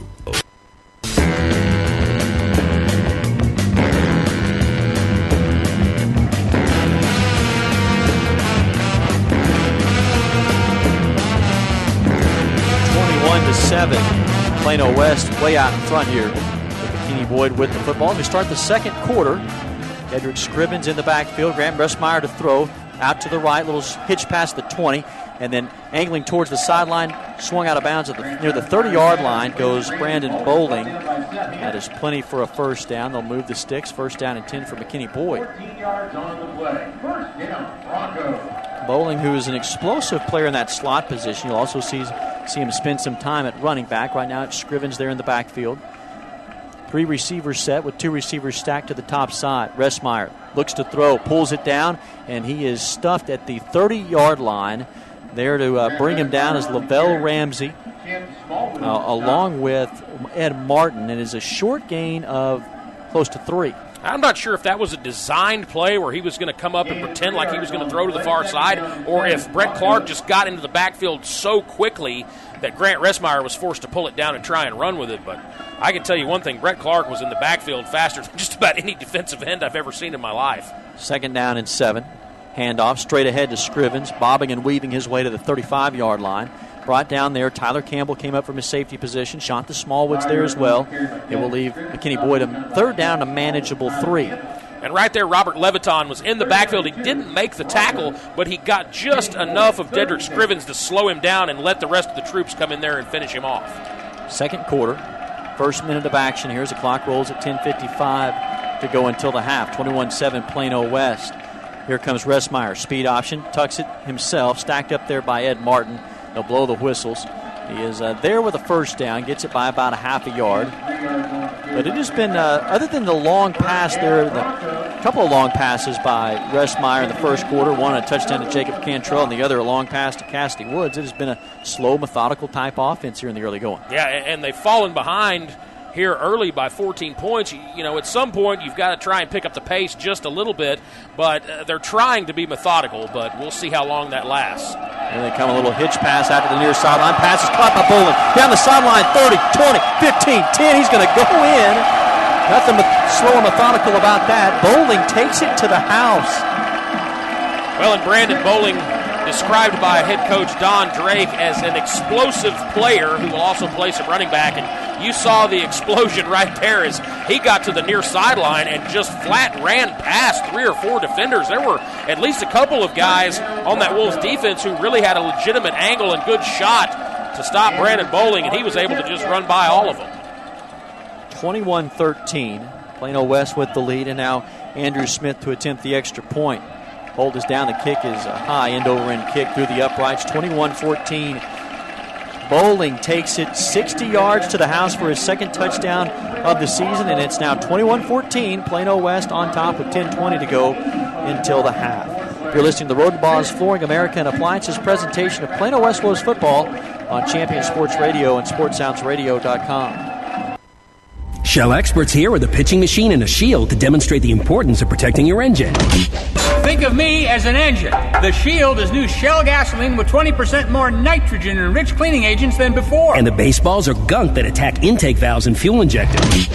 Come on, Gunk, is that all you got? Gunk is out of here. New Shell nitrogen-enriched gasolines. No other gasoline protects your engine better. For quality auto service and repair, see the folks at Flat Shell on Preston Road at I-635.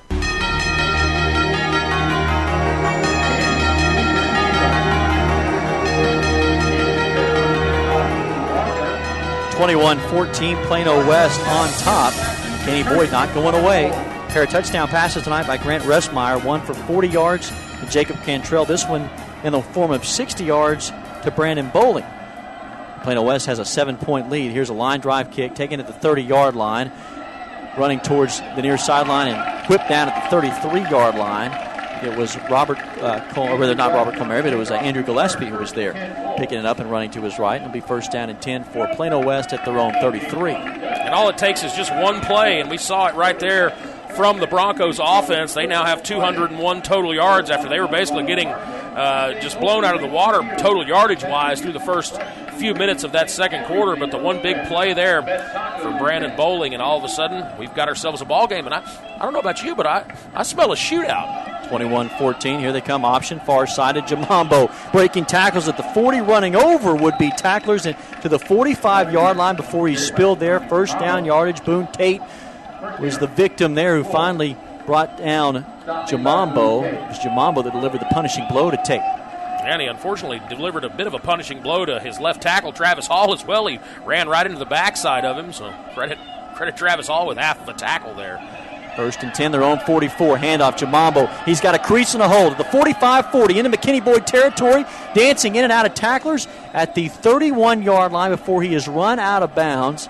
And Jamambo has come up hobbling tonight following each run, but once he gets the football, there's no hobble there as he looked good getting that first down. He looks as strong as he's looked all season, and he's, again, we mentioned before the game started just actually how reasonable his number of carries has been relative to some of the other top backs in the area. He's only got about probably 75 carries now, where some of the other guys were well into the hundreds.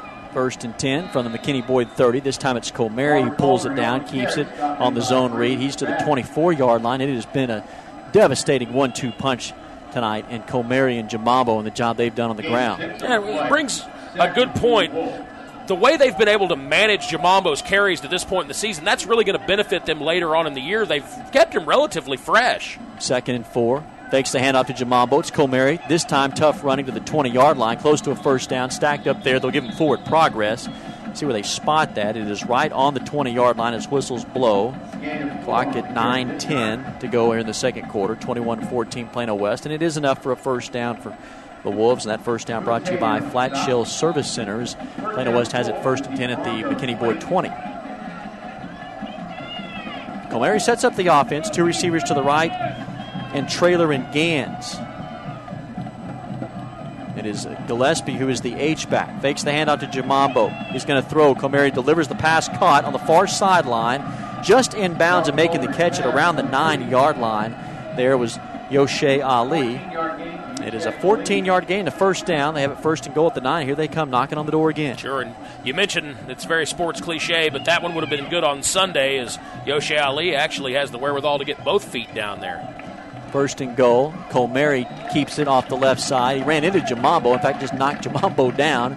Trying to make that read right there. Then he is spilled at the 9-yard line. No gain on the play. Second down and goal at the 9. Colmary's got his offense, that no huddle mode here. Almost like kind of a muddle there with the offensive line. Gets them all on the same page. Now they break it. Second and goal at the 9. Jamambo to his right. Speed option to the right side. Tosses Jamambo. He is going to walk in right here. Actually, not going to have to walk in. He's going to have to lower his shoulder and delivers a punishing blow as the corner that came up, and Armani Jenkins, but he just bowls over Jenkins into the end zone. It's a touchdown. That's 4 on the night for Jamambo, and we've still got 8:17 to play in the second quarter. Just piling up touchdown runs, and they go with the speed option once again here to the near side, and it's almost unstoppable. If you get Colmary to turn that corner a little bit, you're going to have guys that are going to commit, and as soon as they commit, he's going to pitch the ball to Jamambo, and if there is any daylight whatsoever, Soso Jamambo just has way too much speed for anybody to keep up with him, and we saw it right there. 27-14. Parker Davidson's extra point from the hole to Damon Foncham once again is true. He's 4 for 4 tonight. It is 28-14. 4 possessions for the Wolves tonight have resulted in 4 touchdowns, all from number 1, Soso Jamambo, who has 18 touchdowns on the season. You're listening to the Road Balls Flooring and American Appliances presentation of Plano West Wolves football on SportsSoundsRadio.com. Buford Roofing and Construction is a family-owned company you can trust. Buford Roofing specializes in roofing replacement and repair for the outside of your home or business and radiant barriers and insulation for the inside. They use top-quality materials, professionally trained crews, and guarantee total customer satisfaction. When you use Buford Roofing and Construction, you can consider yourself protected. They're online at BufordRoofing.com or call 817-329-ROOF.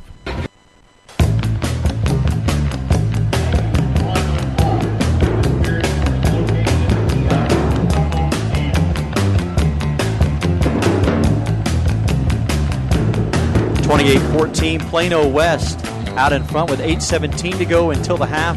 Soso Jamambo tonight, 4 touchdown runs.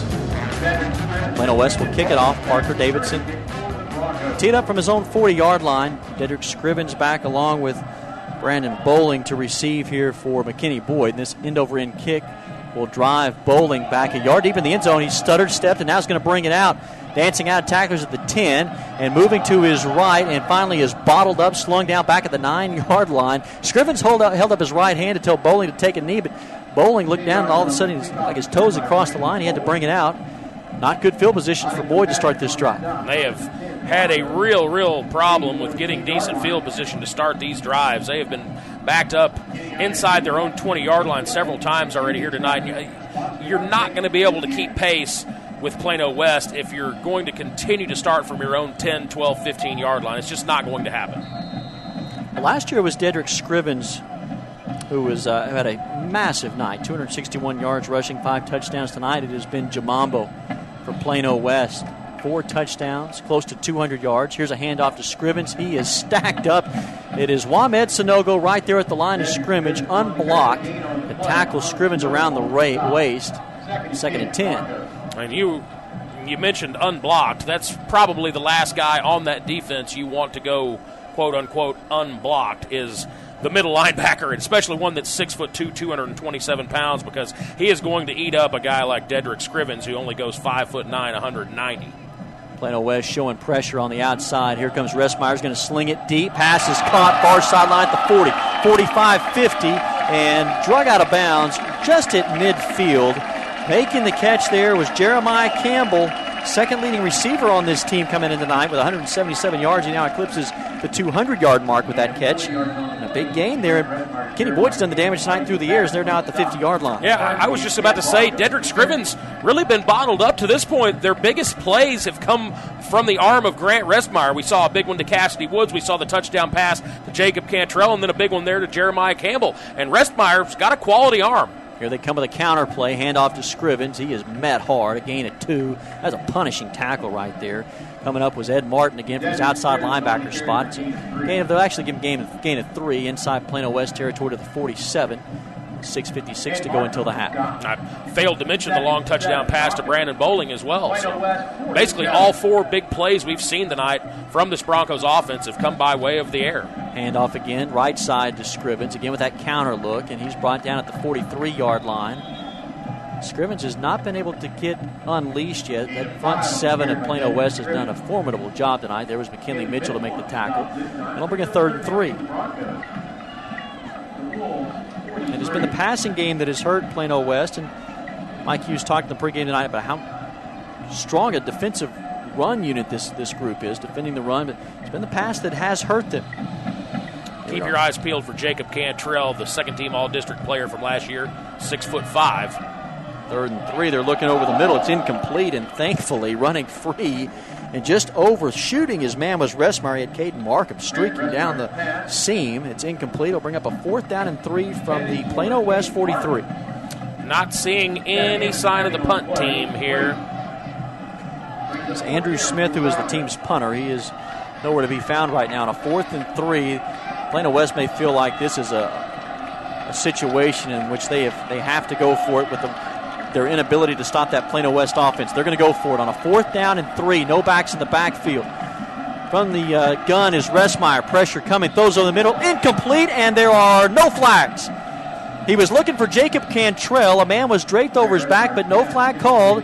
Incomplete pass, and the ball is turned over to Plano West with 6:01 to go until the half. Yeah, I really feel like Grant Resmeyer had a little bit of a panic throw there. He had some time. He had a clean pocket. There was not a lot of pressure on him. Lavelle Ramsey was making his way around the outside, but still a good 2 or 3 steps off of Grant Resmeyer, and he tries to just bullet throw one into Jacob Cantrell, forced it, and incomplete there. That's the play I really felt like the Broncos should have run on 3rd down, was looking for the big 6'5" tight end. 1st and 10.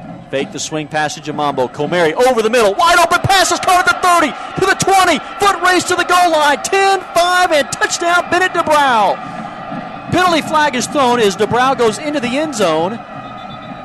Whistles continue to blow. It would be a 34-14 lead if this stands. Touchdown is signaled. Now we'll check the penalty. It looks like they're going to pick up the flag. I saw our line judge down there waving his flag in the air like they were going to pick it up. I'm not sure if maybe it accidentally fell out or what the story is, but the touchdown's going to stand, I believe. 34-14, still 5:51 to go until half as Plano West, following that turnover on downs, trying to put their foot on the throw to McKinney Boyd, and they may just have done that on the touchdown connection from Comeri to DeBrow, his first of the year.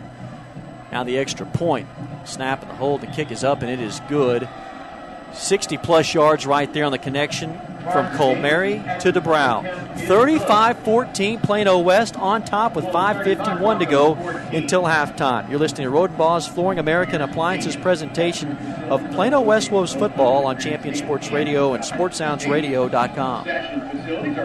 Point of Origin Design is your one-stop shop for all your apparel, promotional, event, or team uniform needs. Point of Origin Design is a full-service design and logo creation company that offers a wide variety of imprintable and embroidered products. With competitive pricing and quality work, you can't go wrong with Point of Origin Design. It's always best to start at the right point, so visit them online at pointoforigindesign.com. Let them help you plan your next promotional item or design your next t-shirt. That's online at pointoforigindesign.com. Rodenbaugh's, located at 102.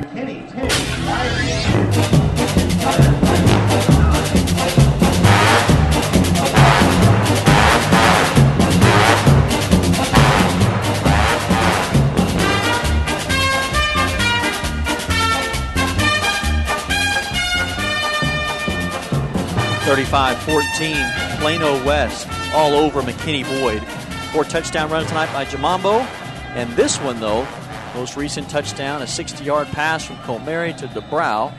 And the kickoff from Parker Davidson will sail through the end zone, and McKinney Boyd will set up shop. 1st down and 10 on the touchback. And Plano West with a 21-point edge. A couple of big defensive stops here in the first half against that McKinney Boyd offense. Dedrick Scrivens has not been able to get on track, and here they come, 1st and 10 at their own 25.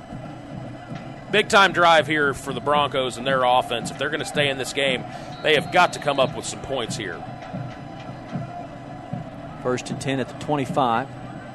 Hand off to Scrivens. Off right tackle, breaking tackles. And he's out to the 30-yard line. Still on his feet. His longest run of the night gets to the 35-yard line. The Broncos are on 35-yard line. First down and 10 for McKinney Boyd as they'll move the chains. And obviously Dedrick Scrivens knows what he's doing as a running back. The guy has just piled up yardage, but one thing I've noticed about Scrivens is he likes to try and dance in the hole a little bit. I feel like if he'd really hit the hole quicker, he would have better success here tonight. Here he tries to lower his shoulders. There's just nowhere to go.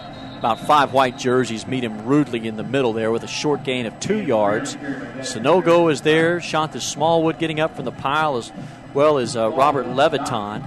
It'll be a second down and 7. Because pretty much everybody was in on that one.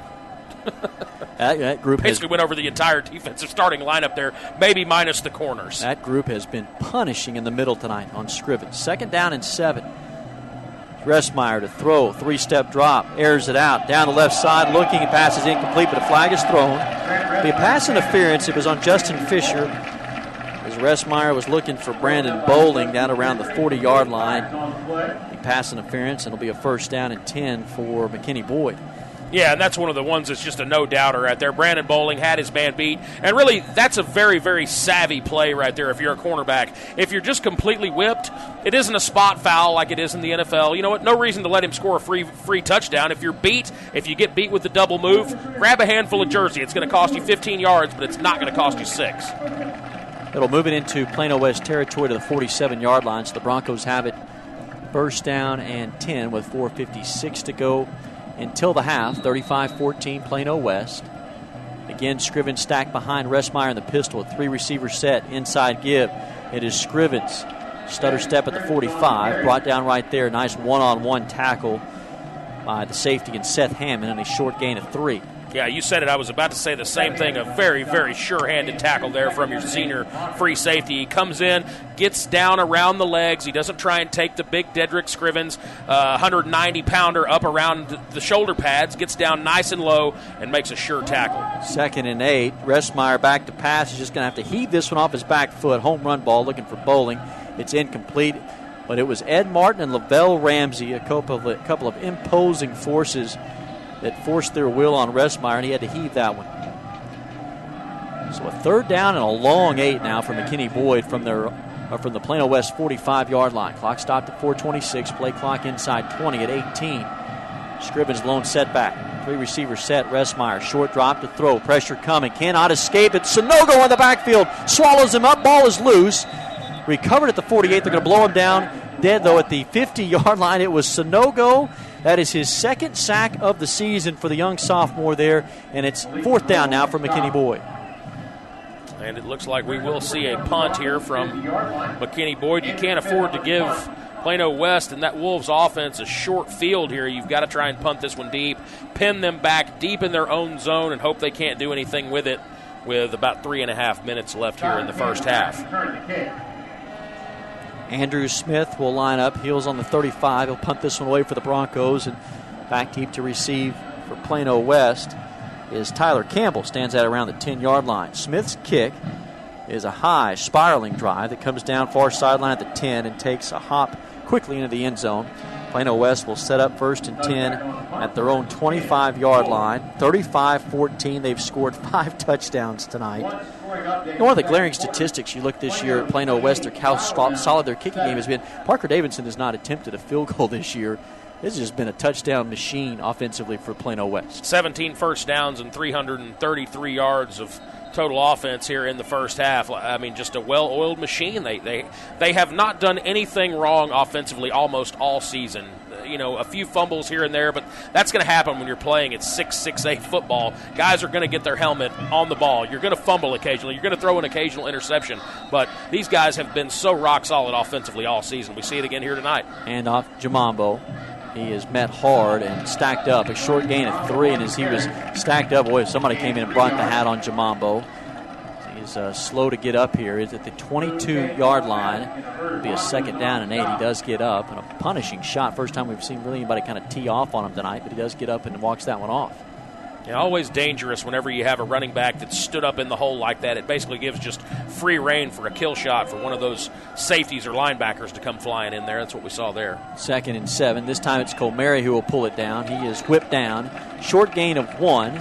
Kyle Seamus, the defensive end, who's a 3-year starter and first-team All-District selection last year, was there to make the stop. And now Plano West is faced with a 3rd down and 6. And again, a very savvy decision there by your senior signal caller and Robert Colmary, knowing that Sosa Jamambo took a bell ringing hit there on that last play. So rather than give it to him there, he pulls the ball back in, takes it himself, and now we're going to get a timeout here, it seems. 3rd down and 6 with 2:36 to go until the half. 35-14 Plano West. Use this opportunity to remind you that tonight's broadcast is live worldwide on the internet at sportsoundsradio.com and championsportsradio.com. Plano West trying to get to 4-0 and 2-0 in district.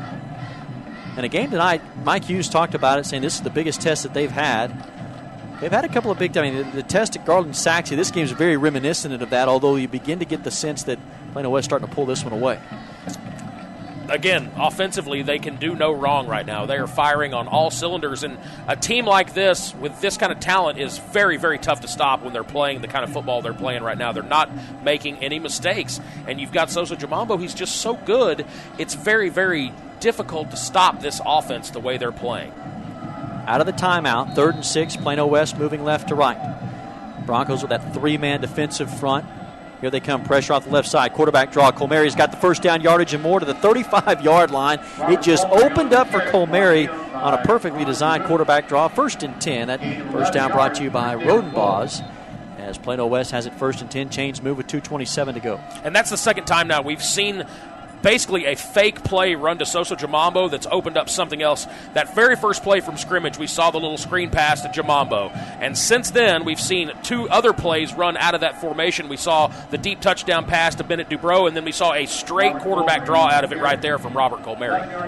On the 1st and 10, again, the fake handoff to Jamambo. Colmary pulls it down, runs right, and he has first down yardage again to the 46-yard line. So move the chains again. 1st and 10 for Plano West. Clock rolling right at 2 minutes now to go until halftime. Looking for more. 35-14. It's been all Plano West from the outset. Jamambo in the backfield. Starts to his right, cuts back to his left. He is hammered in the hole and brought down back at the 40-yard line. While they give him some forward progress here, they'll mark it back at the 45-yard line. And there to make that tackle for Kenny Boyd was Ron DeBoo, the inside linebacker. And again, one of the few times we've seen Sosa Jamambo go for negative yardage here on this season, but a big play there from McKinney Boyd. They really need to make something happen here. They need a turnover of some kind if they're going to try and stay in this. A touchdown here from West would be just backbreaking. 2nd and 11, play action, looking deep, pass is incomplete, and an out flag is thrown. He was looking for Mark Cooks in one-on-one coverage. You can hear the boos raining down for the McKinney Boyd faithful, clad in red tonight. As it was, they're going to call it on Boone Tate here, what looks to be initial call pass interference on McKinney Boyd, which would move Plano West into Broncos territory. Colmary showing some strength in that left arm, heaving that one, and Cooks had a step on his man. No call yet. As the official analyst for Plano West Wolves football, I think that's a great call, but as an unbiased broadcaster, I think it might be a little bit nitpicky in a 35-14 game, but hey, that's my unbiased. Well, there you go. They gave him defensive holding, not nearly as much as the pass interference, but it will move the chains. 1st and 10 at the Broncos' 45-yard line. We near 1 minute until halftime. 1:13, Plano West, the commanding 35-14 lead. Here's Colmary, fakes the handoff, now off left tackle. Tough running for him to the 37-yard line, lowers his shoulder. Colmary has had some bruising runs tonight. He's delivered some punishing blows. He's about 2 yards shy of the first down. 58 seconds to go. Plano West with 1 timeout left. And what a tremendous job of selling that fake to Jamambo up the middle. It was almost like he was slow playing a great hand in poker. He fakes the handoff and then almost just kind of meanders out around the end like he doesn't have the ball, and then you see him hit that second gear. 2nd and 1, play action. Colmary throws over the middle, pass caught at the 20, 15, and down to the 12-yard line. It was Christian Gans who was open on the skinny post pattern. It's a 1st down and 10. Move the chains again to the 12-yard line. That first down brought to you by Buford Roofing and Construction. First down and 10 from the 12. Comeri, speed option, left side, tosses to Jamambo. Tough running to the 5-yard line. He is upended out of bounds on the far sideline. And that will stop the clock as he did get out of bounds. Clock stopped at 24 seconds. And it will leave Plano West a 2nd down and 3. They can still get a first down to the 2-yard line. Make it 2nd down and 2. Jamambo in the gun to the left of Comeri. Snap back, handoff. Jamambo straight ahead, running tough into the end zone. 5 touchdowns tonight for Soso Jamambo. And it's a 41-14 Plano West lead with 20 seconds to go until halftime. And this crowd is just stunned here. Homecoming tonight. A lot of people expecting this to be a very, very competitive football game. And to this point, it has been anything but that. Soso Jamambo is just unstoppable. I don't know how many times we have to say it. I'm getting a little worn out saying it, to be quite honest. But this kid is just amazing. Right now, over-under on total touchdowns scored for the season. I want your official prediction. He's got, 19 right now? 19 touchdowns. The extra point is good.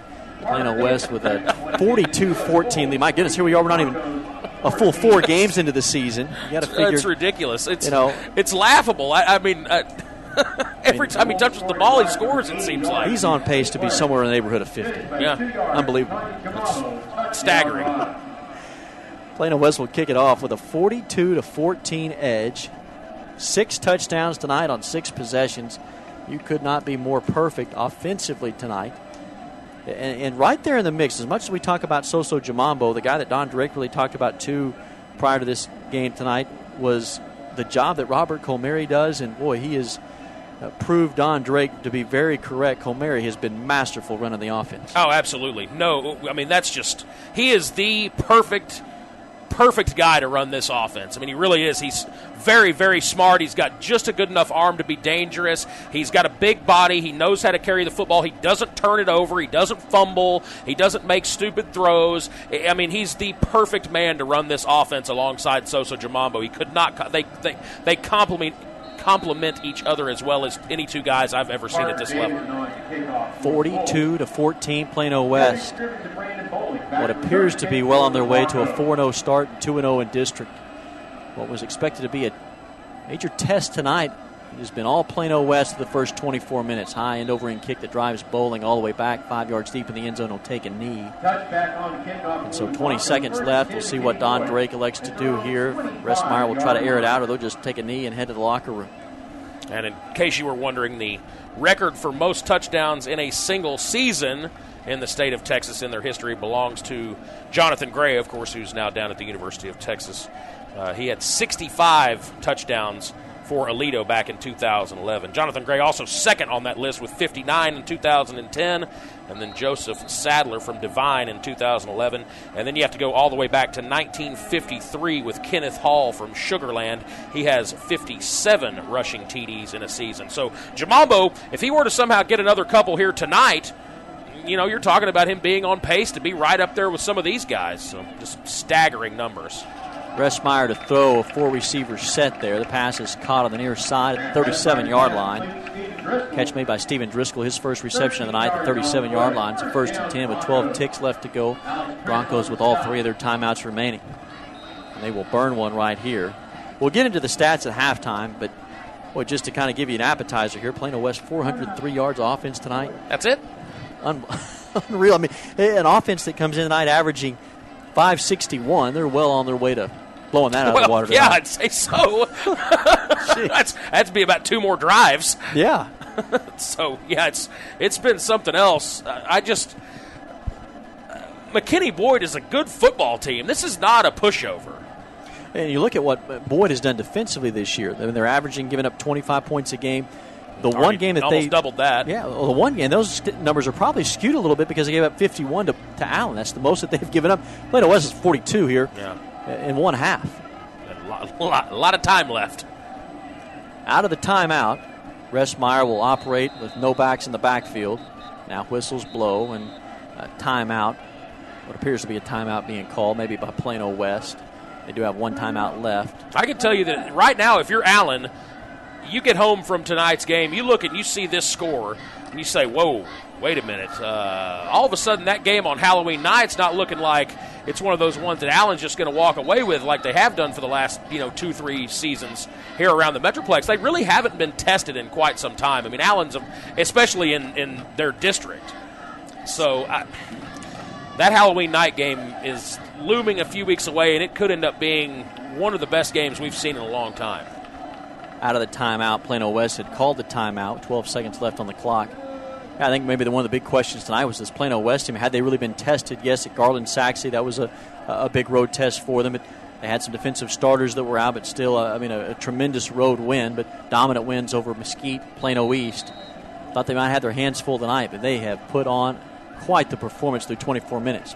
Out of the timeout, Restmeyer is going to throw, heaves it down the near sideline. Pass is caught, a one-handed grab by Scrivens at the 32-yard line. Then he goes to a knee. He just palmed that football at the 32. That was just straight one-handed. He didn't ever get the other hand on that ball. What a fantastic catch. He's still on his backside. He's out of bounds. Timeout being called. Boyd is now knocking on the door. They're at the 32-yard line of Plano West, moving from right to left. Scrivens has yet to get up, and Scrivens has not been able to get on track on the ground game tonight. 48 yards rushing. It's a guy that last year just chewed this Plano West defense up into pieces. 261 yards and 5 touchdowns. That's not been the case tonight. Different defense with Ed Martin. Oh, and you got Womed Sonogo there in the middle. I think that may be the one glaring kind of area of this football team with Plano West that not a lot of people know about. They know about Soso Jamambo and beginning to learn about Robert Colmary, but this defense is kind of what's sealing the deal right here.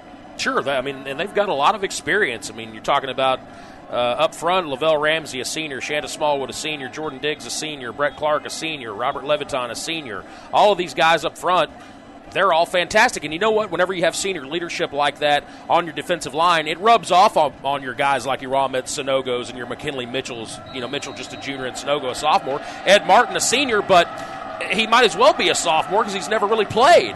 So, yes, he's got the body that he should for, 6'1", 195. He's a big guy, but as far as his knowledge of technique, he needs these seniors to help him out. So, really they've got a perfect defense for what they need to do here in this district. McKinney and Boyd had come out of the timeout. They were in a no-back look.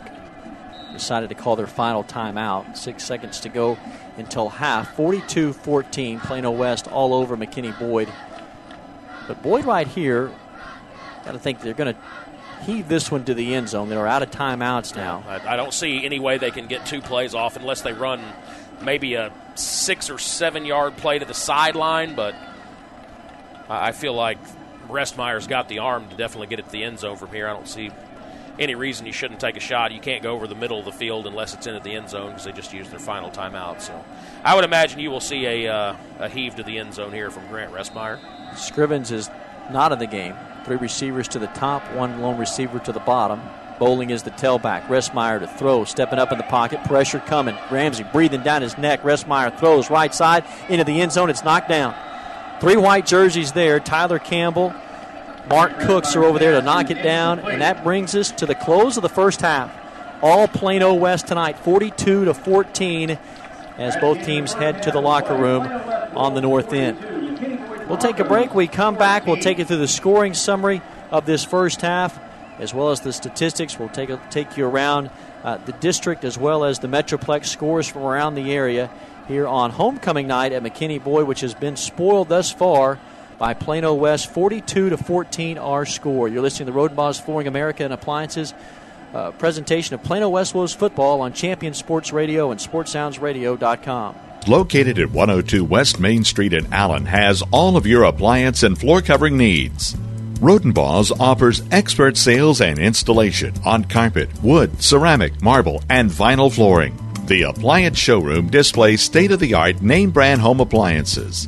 As always, Rodenbaugh's backs up their knowledgeable sales with factory-trained service technicians. Rodenbaugh's, Allen's oldest business, family-owned and operated since 1962.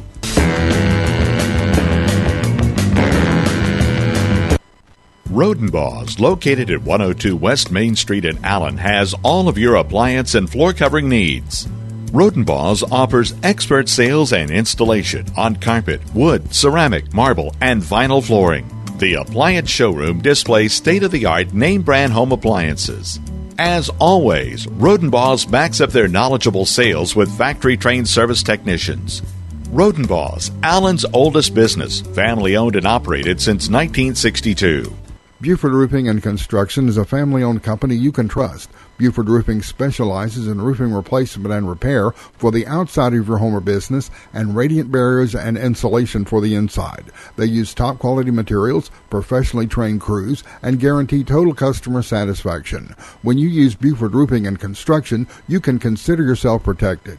They're online at BufordRoofing.com or call 817-329-ROOF. Shell experts here with a pitching machine and a shield to demonstrate the importance of protecting your engine. Think of me as an engine. The Shield is new Shell gasoline with 20% more nitrogen and rich cleaning agents than before. And the baseballs are gunk that attack intake valves and fuel injectors. Come on, gunk, is that all you got? Gunk is out of here. New Shell nitrogen-enriched gasolines. No other gasoline protects your engine better. For quality auto service and repair, see the folks at Flat Shell on Preston Road at I-635.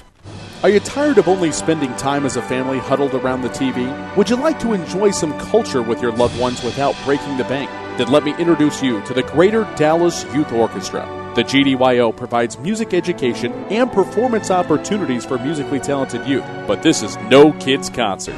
The GDYO comprises 7 different ensembles made up of over 425 talented musicians ages 8 to 18, representing more than 50 communities in North Texas. You won't believe how amazing these ensembles sound until you hear it for yourself.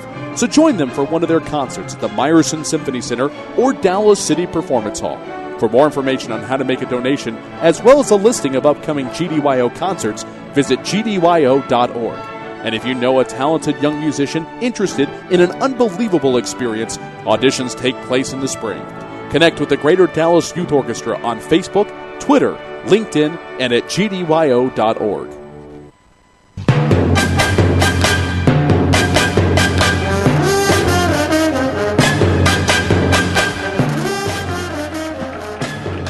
(42-14), Plano West all over the McKinney Boyd Broncos as we get to halftime at Ron Post Stadium here in McKinney. It's homecoming night, and that homecoming has been spoiled through the first 24 minutes. Plano West, 6 possessions tonight, 6 touchdowns. And Eli, you've got to look at the scoring summary tonight. I sure do.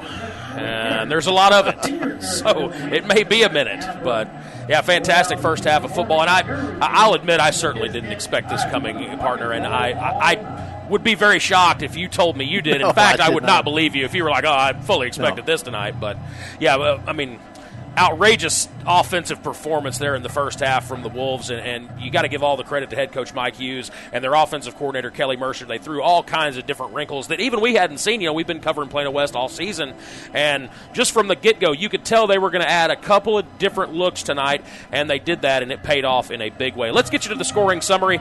It was all started by none other than Soso Jamambo himself, if you can believe it, a 31-yard touchdown run. That made it 6-0. The Parker Davidson kick was up and good. Parker Davidson, even though he hasn't kicked many field goals this year with all the kickoffs and the extra points, that poor thigh of his, he could probably get ice on that thing at halftime.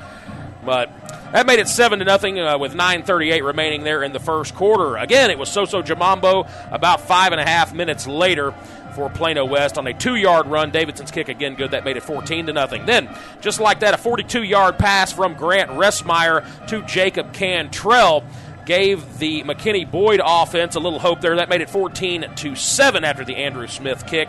And then Soso Jamambo one more time there in the first quarter with 34 seconds left. A 6-yard run. Davidson's kick again good. So a 21-7 lead for Plano West and the Wolves offense after that first quarter. In the second quarter, we had a touchdown from McKinney Boyd's offense. Brandon Bowling, a 61-yard pass along that near sideline from Grant Ressmeyer. The kick was up and good with 10:20 remaining there in the second quarter, and that made it a 21-14 lead. And then it was all Plano West after that. A 10-yard run from Soso Jamambo with 8 minutes left in the first half. The Davidson kick was true there. That made it a 28-14 lead. And then 35-14 was our score after Bennett DeBrow caught a 57-yard pass from Robert Cole-Mary. The PAT was good once again. And then to close out the scoring there in the first half with 20 seconds remaining in the second quarter, another Soso Jamambo 4-yard touchdown run. And that is where we stand right now, 42-14. Offensive explosion for Plano West. They look unstoppable. Yeah, 6 possessions, 6 touchdowns. The defense has risen to the occasion.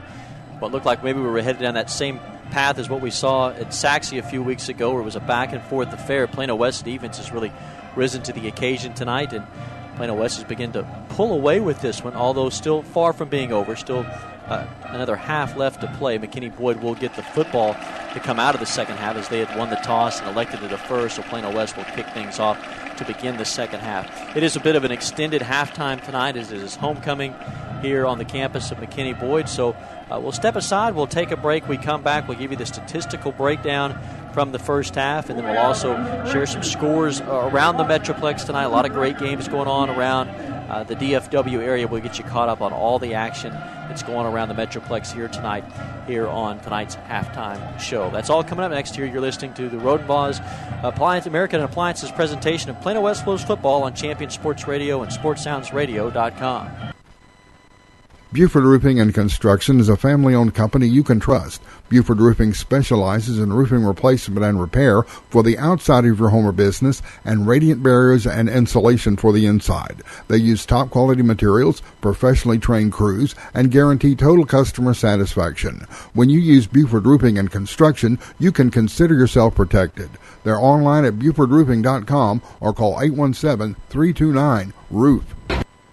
Shell experts here to talk about the protective shield you see at Shell stations all over the country. Featuring us. It's there to remind you that no other gasoline protects your engine better than Shell nitrogen-enriched gasolines. Mm-hmm. Now with 20% more cleaning agents than before. Performance-robbing gunk doesn't stand a chance because your intake valves and fuel injectors are protected. Actively shielded. Hence the big protective shield here. So try Shell nitrogen-enriched gasolines today. No other gasoline protects your engine better. For quality auto service and repair, see the folks at Flat Shell on Preston Road at I-635.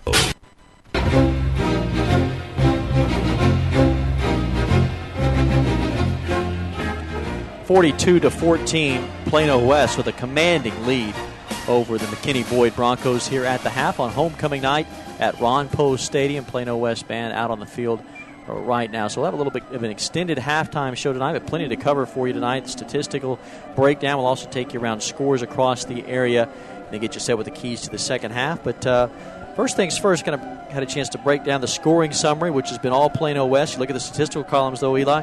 The same story here as Plano West has been running away with things. Yeah, for sure. 705 yards of offense we saw there in that first half between the two teams. You've got Plano West with 403 of those yards to McKinney Boyd's 302.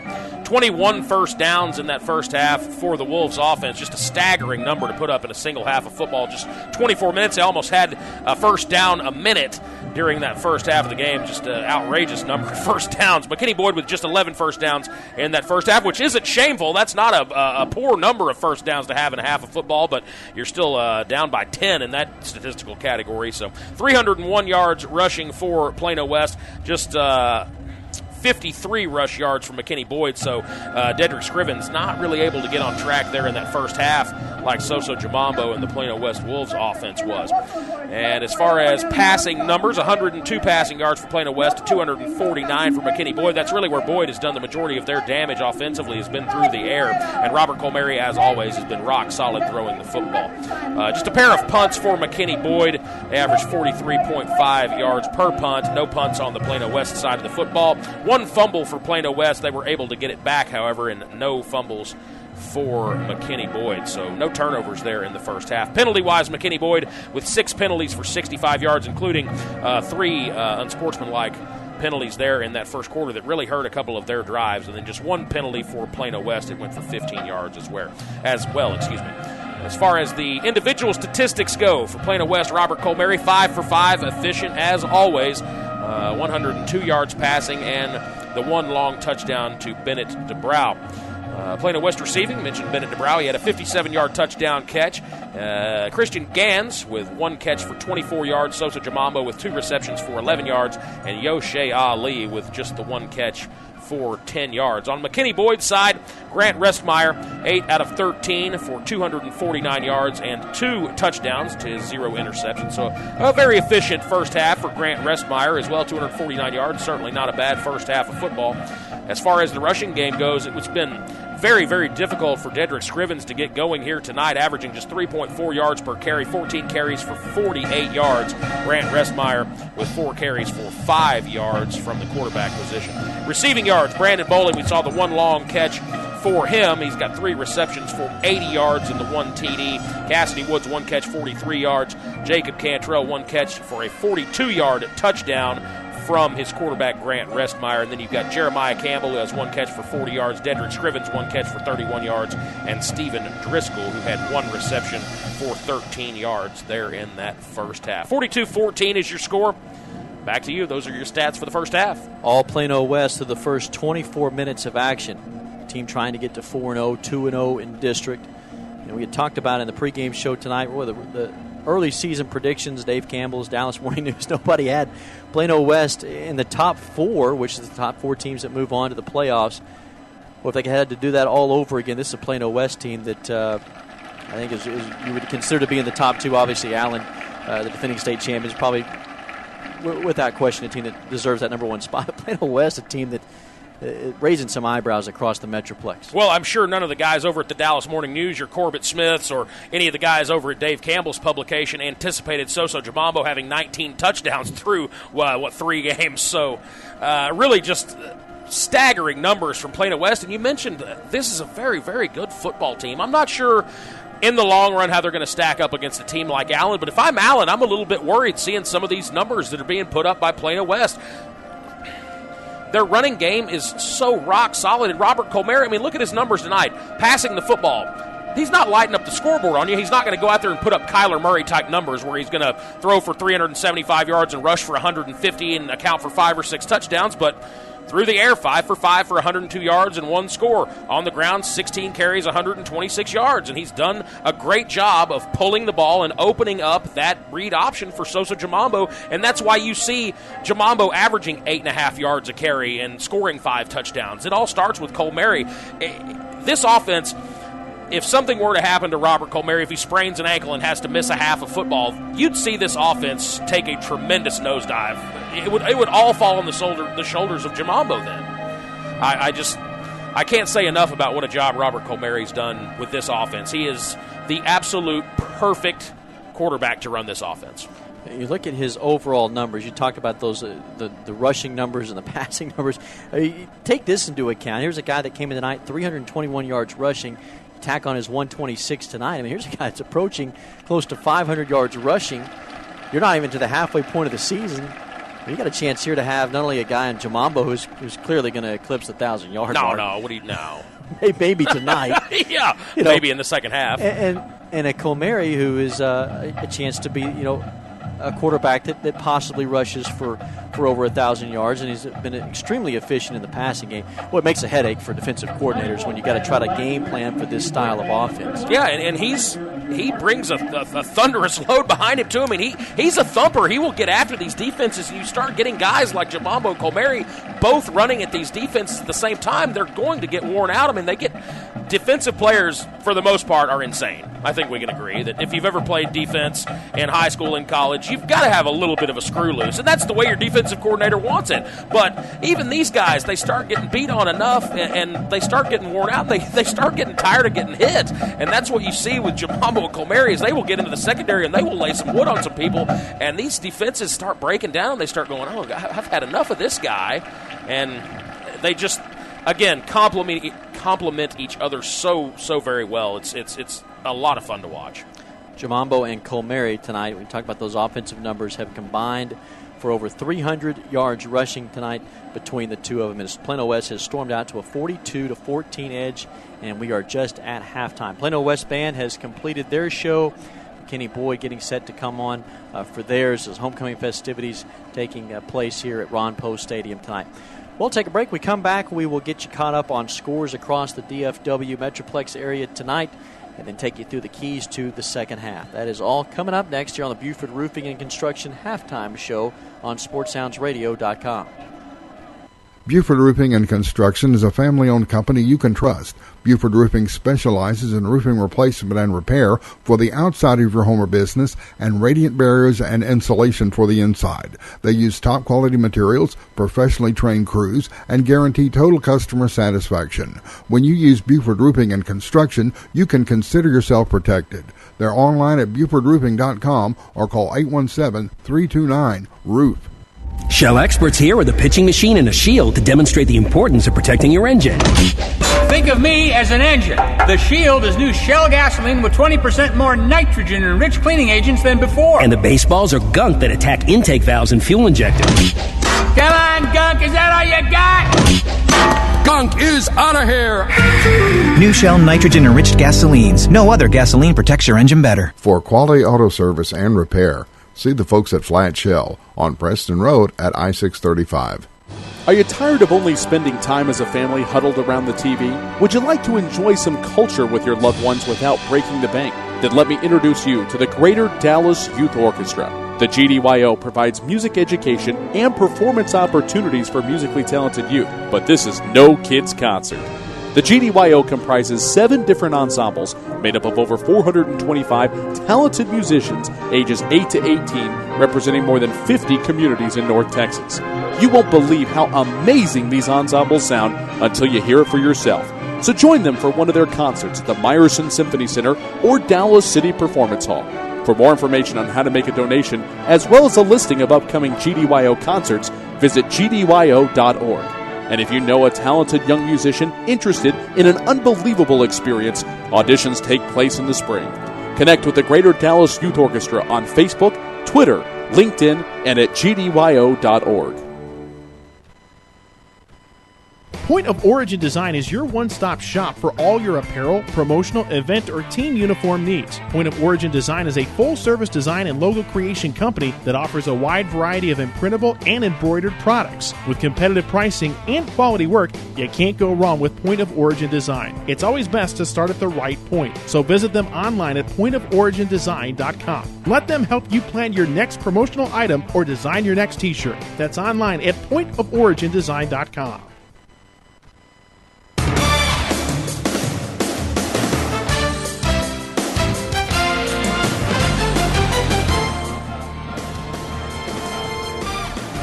Welcome you back to Ron Post Stadium in McKinney, Texas. 42-14, Plano West all over McKinney Boyd tonight here on homecoming night at Ron Post Stadium. And let's get you caught up on scores from around the Metroplex, starting with last night's action. District 4 6A Arlington Bowie, Arlington Sam Houston. How about this one? 28-27, Bowie gets the win.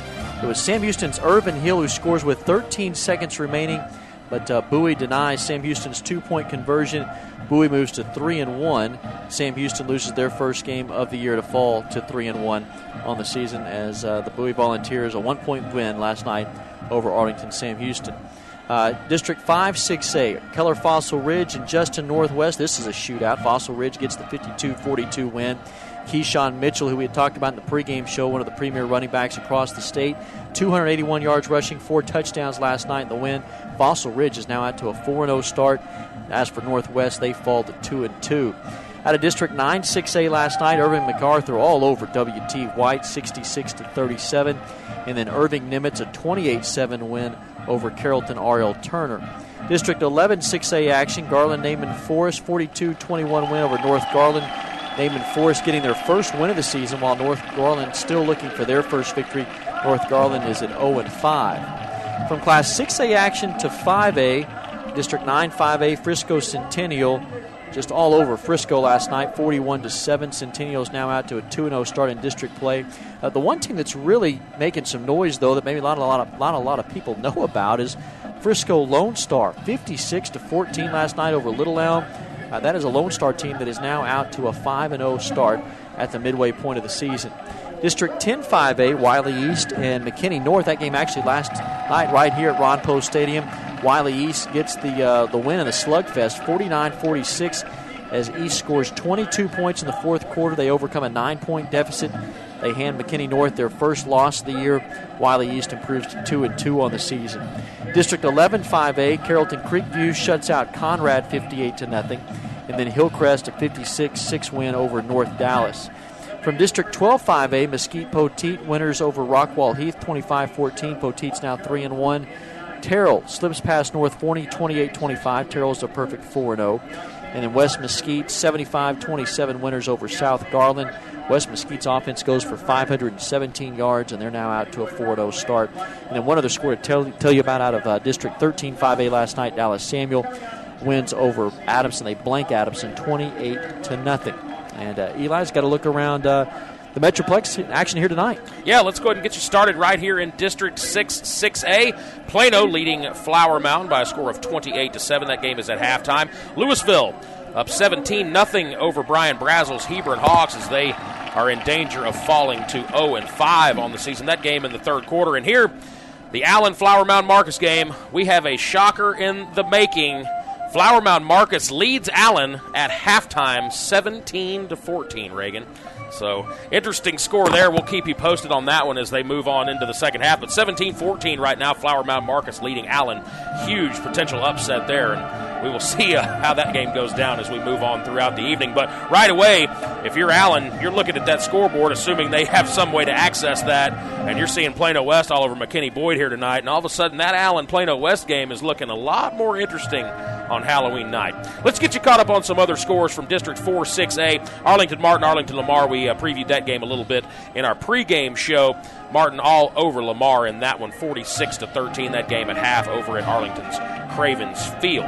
In District 5 6A, Denton Geyer as at home tonight against Keller. They lead that one 30-12, that game in the third quarter. Keller Central all over Denton Ryan, 28-22, that game in the third quarter. And Trophy Club Byron Nelson currently leading Keller Timber Creek 23-10, that game over at Justin's Northwest ISD Stadium, that game in the fourth quarter. Some District 7 6A play for you. Euless Trinity and Colleyville Heritage. See, this is the kind of game you need to help your voice, Reagan. You need a nice Euless Trinity Heritage game. This one's 6-0 in the third quarter. That's what you need. Give yourself a little break from all these Sosa Jamambo touchdown runs. I can just tell you're struggling over there. I'm waiting to see your vocal cords actually jump out of your mouth and run out of the broadcast booth. But you need a nice 6-0 game like that one. Capel up on Hearst LD Bell, 21-3, and Richland all over Haltom tonight over at Birdville Fine Arts Athletic Complex, 37-3. Richland, my dad, a Richland Rebel, so I'm sure he's happy to see that they're putting it on Haltom this evening. District 8 5A, you've got Mansfield over Duncanville right now, 10-7 in the third quarter. DeSoto all over Grand Prairie over at the Gopher Bowl, 33-0 at halftime. South Grand Prairie is beating Middle Lothian in the second quarter. That game is 21-6, South Grand Prairie. District 9 6A, Skyline is throttling Irving right now in the third quarter, 21-0. Jesuit 44-0 over Sunset. District 10 6A, North Mesquite over Highland Park right now at E.H. Hanby Stadium over in Mesquite. 9-7 your score there. Lake Highlands over Berkner, 16-7. Mesquite Horn up 21-7 over Mesquite. Richardson 28-23 over Richardson Pierce. 11-6A, you've got Saxe 14-10 over Garland. That's over at Williams Stadium, where we were just a couple of weeks back. Rockwall 34-21 over Garland Lakeview. And no update just yet on that Tyler Lee Rowlett game, as that one is we're getting a little trouble trying to get a score in on that one. District 5 5A, Denton 36, Saginaw Chisholm Trail 7. District 6 5A, Lake Dallas beating Grapevine 21-7. As far as District 9 5A, you've got the Colony 53, Frisco Independence 2. So a safety there for Frisco Independence, keeping them from the big goose egg. Frisco Wakeland 7-5 over Frisco Liberty. So a couple of safeties there in District 9 5As. You've got Frisco Independence with 2, and Frisco Liberty has 5 points. So baseball scores there. Well, let's check just a couple of other scores here for you. Let's get you some 14 5A action. Mansfield Timberview up 27-16 over Lancaster. Mansfield Lake Ridge all over Waxahachie, 48-34. Mansfield Summit 28, Mansfield Legacy 0, that game in the third quarter. Ennis up 36-10 over Jacksonville. Yeah, the Jaguars just aren't very good this year.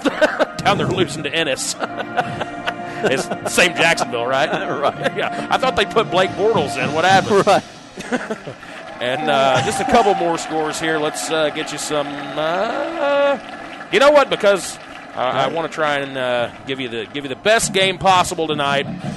We talked about it a little bit earlier in the pregame. Southlake Carroll and Abilene, they're over at Southlake tonight. A 42-21, Southlake is all over them at halftime. That'll just about wrap it up. I don't think there's any more scores we need to get to here. Most of them are either out of the area or private school scores. So that'll wrap it up, Reagan. Back to you, buddy. Episcopal School of Dallas. And ESD? Houston Christian, 34. We used to play 34-10. ESD. See, I went to Arlington Oak Ridge. We used to play ESD, and I don't think I have a score for Arlington Oak Ridge. I don't know how I'm getting on mine. Episcopal School of Dallas, 34-10 over Houston Christian. How about that one? There you go. All right. Arlington Oak Ridge playing Dallas Greenhill tonight, just down.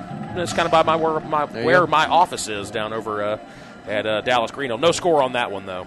So that SBC North, hard to get scores from from those games. So. Well, here it's all Plano West, 42-14 over McKinney Boyd at the half. The Boyd band still out on the field. Here the homecoming festivities taking place. A little extended halftime show for you tonight. We'll step aside, take a break. We'll look at the keys to the second half as Plano West tries to get to 4-0 and 2-0 in district. Short break. That's all coming up next here on the Buford Roofing and Construction halftime show here on Champion Sports Radio and SportsSoundsRadio.com. Buford Roofing and Construction is a family-owned company you can trust. Buford Roofing specializes in roofing replacement and repair for the outside of your home or business and radiant barriers and insulation for the inside. They use top-quality materials, professionally trained crews, and guarantee total customer satisfaction. When you use Buford Roofing and Construction, you can consider yourself protected. They're online at BufordRoofing.com or call 817-329-ROOF.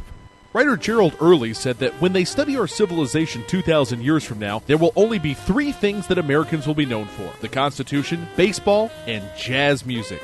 GDYO's Jazz Institute provides young musicians in North Texas the opportunity to learn what it means to be a jazz musician through weekly technique classes and combo rehearsals with professional jazz musicians. From the first note to the final round of applause, GDYO Jazz Institute concerts will amaze and delight both hardcore jazz cats and new fans alike. Learn more about the truly original American art form through the GDYO Jazz Institute. Online at gdyo.org/jazz.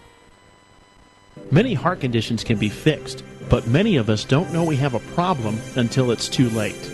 On April 2nd, 2009, Zachary Schroff, a 16-year-old sophomore offensive lineman, died of sudden cardiac arrest, the number one cause of death among student athletes. Like so many SCA victims, Zach had no heart issues, nor did anyone in his family. If Zach had an echocardiogram, he might have been able to avoid suffering a condition that takes 10,000 of our youth each year. In his memory, Living for Zachary was formed to try and prevent SCA from taking the lives of youth everywhere. Join in the fight today and stop the silent killer of SCA by scheduling your young athlete for an echocardiogram, a procedure that can detect any heart issue with 99% accuracy. For more information, visit www.livingforzachary.org. That's living4zachary.org, and let your heart be heard.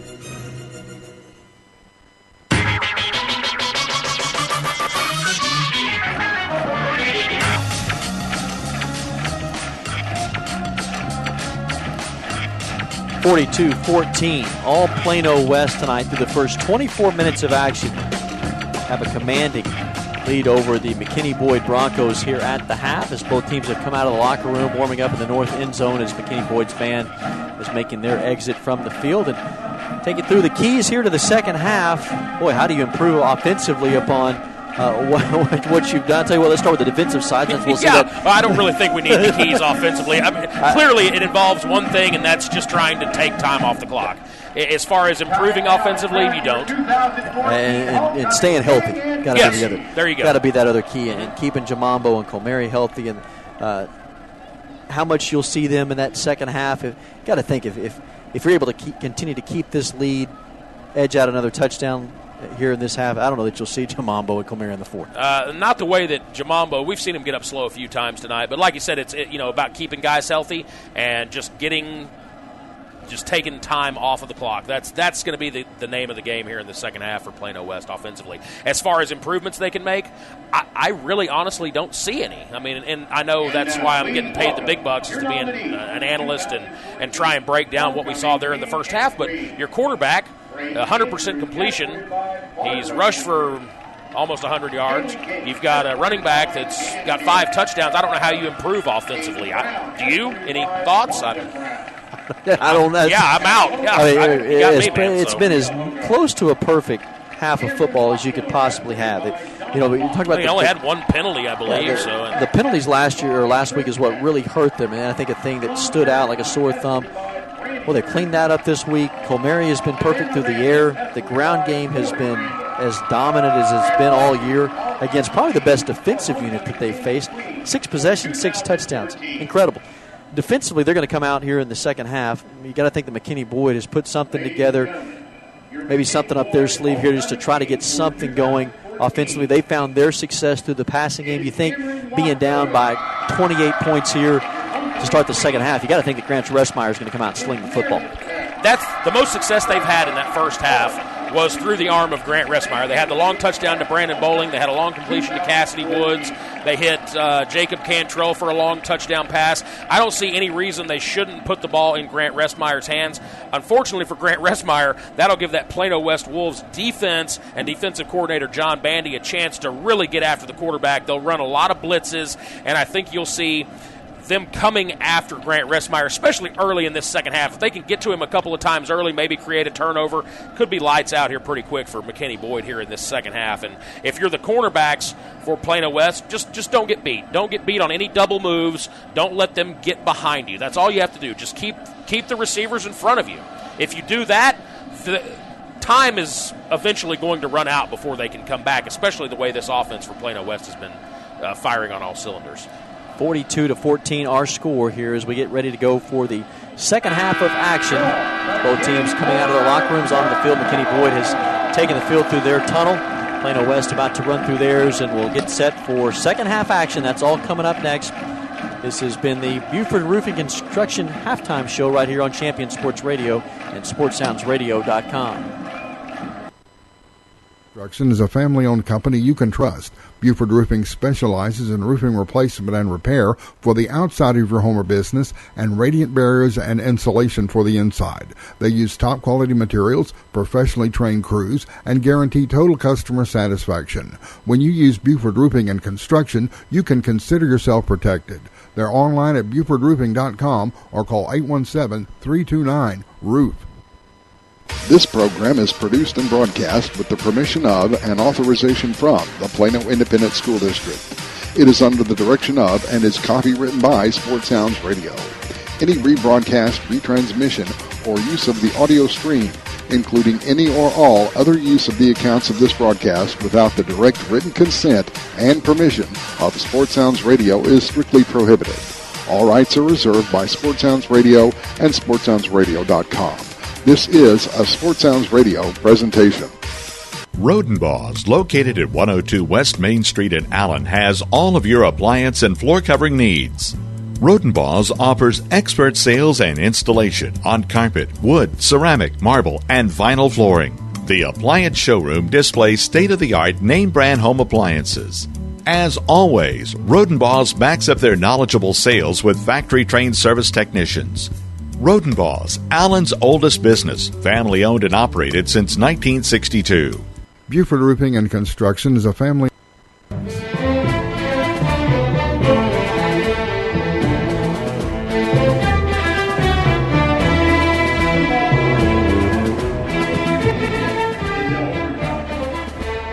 (42-14), Plano West leading the McKinney Boyd Broncos as we get you ready for the second half. Reagan Ratcliffe along with Eli Jordan tonight, as the Plano West Wolves trying to get to 4-0, 2-0 in district. They will tee it up. Parker Davidson will kick this one off from the 40-yard line. McKinney Boyd will get the football, defending the north end zone and moving from right to left. Davidson tonight, every kick has gone into the end zone except for one. They had kicked off from the 45-yard line of McKinney Boyd following an unsportsmanlike conduct penalty. They pooch kicked and buried Boyd back inside their own 15-yard line. So here we go to the third quarter. Davidson's kick, end over end. This one spins all the way to the back of the end zone and out. And McKinney Boyd will have to set up first down and 10 at their own 25-yard line. Well, we saw Dedrick Scrivens kind of banged up there at the very tail end of the first half. He made a splendid one-handed grab over on this sideline in front of the McKinney-Boyd sideline, and was slow to get up, did not come back for the last couple of plays, but he will start here in the second half. Grant Ressmeyer leads his team back onto the field. Broncos with the football. Plano West with a four-man defensive front. Scriven sets up in the pistol. Ressmeyer, short drop, looking to throw, fires over the middle, pass is nearly picked off. There was McKinley Mitchell. And the good coverage there, Mitchell knocks it away at the 40-yard line. It was great coverage defensively. Seth Hammond there just fitting on Brandon Bowling like a glove, and it's second down and 10. Yeah, McKinley Mitchell almost came up with what would have officially been the nail in the coffin there, I feel like. If you can somehow get some points, if you're McKinney Boyd right here, you can maybe give yourself a glimmer of hope, especially being at home. You get the crowd back into it a little bit. Then maybe you get a turnover. You're right back in the football game. But if you turn it over here, you're in some deep, deep trouble. Second down. Here comes Sunogo on a blitz. Ressmeyer's going to have to tuck it and run. He is bottled up at the 28-yard line. Not much running room there. He does get about 3 yards and will leave Boyd a third down at 7. And, of course, Reagan, we will try and keep you updated on that Allen Flower Mound Marcus absolutely. game. If you didn't hear there at halftime, Marcus with a 17-14 lead over Allen at the half. That one over in Flower Mound tonight. Here at 42-14 Plano West. First drive of the second half for Boyd. Third down and 7 from their own 29 on the near hash. Ressmeyer to throw. Short three-step drop. Pressure coming. He is swallowed up. It's Ed Martin in the backfield who applied the pressure, comes up with the sack, and McKinney Boyd will have to punt it away. How about the job that Ed Martin has done? That is his first sack of the season. Came in tonight, the team leader in tacklers and tackles for loss. Hard to believe this is a guy that's just playing football really truly for the first year. You know what? I would love to see what he would be had he played football since he was a freshman or a sophomore, because he is almost apparently the best player on the field defensively for Plano West at any given time. Yeah, they've got a lot of talent on defense, but you can say Ed Martin's the best player they have out there, and he has very little experience. Andrew Smith's punt will come down and take a bounce. A Boyd bounce to the 40 to the 35 and rolls dead at the 32-yard line. Plano West will have it first down and 10 at their own 32. Here comes Robert Colmary and that Plano West offense. Soso Jamambo tonight, 5 touchdowns, 175 yards rushing. Just astonishing what he has done here through essentially 3.5 games, 19 touchdowns. Those are just mind-boggling numbers. That's not over yet. We could see a couple of more out of him before tonight's contest is over and done with. Jamambo in the backfield, 3 receivers set. Gillespie is the slot to the right. Stretch play to Jamambo, running right, breaks a tackle, 35-40 into the secondary. Near sideline, across midfield, down the sidelines, 35-30, still on his feet, cuts back at the 20. He's going to go to the house. 10-5, touchdown Jamambo, number 6 on the night, and then hold everything. There was a flag down back at the 45-yard line, but that, my friend, was about as dazzling a run as you'll find. I'd say that if it were anybody but him. We've seen plenty of those thus far this season. You could describe just about every time he touches the football as dazzling. We're running out of adjectives. Unsportsmanlike conduct on McKinney Boyd. Touchdown will stand. Number 6. Number 6 on the night. He had 6 against Garland Saxe, and you looked at those numbers that night and you thought, my goodness, 6 touchdowns against a team that went 11-1. I don't know that he could ever do that again. Here he's got 6. We were wrong. We were very wrong. That's through essentially one half and now one play into the second half. Phenomenal. Staggering. 20 touchdowns now in the season for Jamambo, who might become a household name across the nation for high school football fans across the country by maybe mid-season. This kick is up and good. And the numbers are going to be absolutely through the roof again here tonight. 6 touchdowns, and after that long run, I believe he had 170-some-odd yards at halftime, so, well over 200 once again. I'm out. I don't even know what to say. I'm speechless. For the first time in my broadcasting career, I'm speechless. I mean, the scouting process or the recruiting process for him has just got to be unbelievable. You got to know that the letters are pouring in. College coaches have got to be drooling over what they're seeing from a guy like this. No question. And a two-sport I'm athlete. about to send him a letter and see if he wants to come play for me. The phenomenal thing, the kid's a two-sport athlete. Yeah. And a big-time standout in basketball. in schools, there's some schools out there, they say, that are offering the kid a chance to play both sports. We mentioned the game where he went for the 486 yards and the 6 touchdowns earlier this season. Ironically enough, he was actually on a plane the next morning at 4 a.m. to go to his recruiting trip to Notre Dame. So, I mean, the guy rushes for roughly the same distance from here to my house and then gets on a plane about 7 hours later and is flying up to Notre Dame for a recruiting visit. So, I mean, you want to talk about a motor. I mean, how do you not get tired? I haven't run as far as he has tonight in the last 10 years. You're seeing probably the most sought-after running back in the nation. And if he's not, he's certainly climbing the list. I mean, he's got to be making like you said, I mean, coaches have got to be just drooling at this point, just looking at the numbers. I mean, this is not six-man football we're watching here. This isn't SPC Division II. This isn't TAPS. This is 6A. This is the biggest. It's the biggest of the big. Pooch kick from Parker Davidson comes down, takes a bounce, and how about this? Plano West recovers the football down at the 1 yard line. They pooch kicked it because of that unsportsmanlike conduct penalty. I believe it was Mark Cooks who came up with it on the far sideline. And boy, when it rains, it pours on McKinney Boyd. 49-14. This has been as dominant a performance in every phase of the game that you could really see. Aside from maybe some things tonight in the secondary, Plano West has just absolutely poured it on tonight. And are we going to see number 7 here? Or do you think Robert Colmary gets himself a quick little touchdown run here? Well, here we go at the 1 yard line. I think if I'm Colmary, I'm keeping it. It's like, you know what? You've had a half dozen tonight. I think I'd like to get a rushing touchdown. They were at the 1 yard line. They were short a man. Mike Hughes is not happy about it. Somebody was not paying attention. Offensive lineman, I won't point him out, but it's Mike Hughes. Coach, do you blame him? I mean, it's easy to let your mind wander in a game like this where you're up by half 100. I got to say, too, as an offensive lineman, here you are, you just scored a touchdown. 99.9% of the time, Parker Davis is going to kick that ball out of the end zone. You're going to be getting a breather on the sideline. But again, McKinney Boyd with the unsportsmanlike conduct, their 4th of the night. That allows Plano West just to pooch kick that ball down the sideline. They recover it, and it's 49-14. They're knocking on the door, the chance to score again. Updated numbers on Soso Jamambo. 21 carries for 243 yards and 16 E's. So a very pedestrian 243 yards tonight with 16 E's. And we may see number 7 right here. You know what? I'm calling it. I think Colmary, he needs one. Out of the timeout. 1st and goal from the 1. Colmary. Handoff. Jamambo dances outside to the right. He is going to skirt his way into the end zone.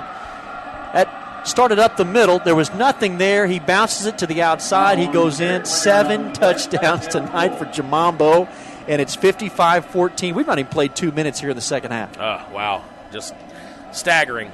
Again, speechless. I'm just almost getting tired of saying his name. It's unbelievable. I talked to Mike Hughes the other day about, was it the finest running performance he'd ever seen there against Garland Saxe as this extra point is up, and it's good for Parker Davidson. He said without question. He doesn't have the yardage that he had against Saxe, but to get into the end zone 7 times, I didn't think we'd ever see him eclipse 6, although I should give him that. I mean, we're talking about Soso if there's Jamambo, a guy that could do it, yeah. There's no question. Yeah, if there's a guy that could score 10 in a game, it's him. And that's, and you'll see from time to time, you'll see quarterbacks throw for 6-7 touchdowns a game, especially given these spread offenses they run now. And, there are guys that will throw for 8, 9, 10 touchdowns in a game at this point, the way the game is played now. But rarely do you see guys, 6, 7, 8 rushing touchdowns in a game. It's so very difficult to do, and he's essentially done it in one half.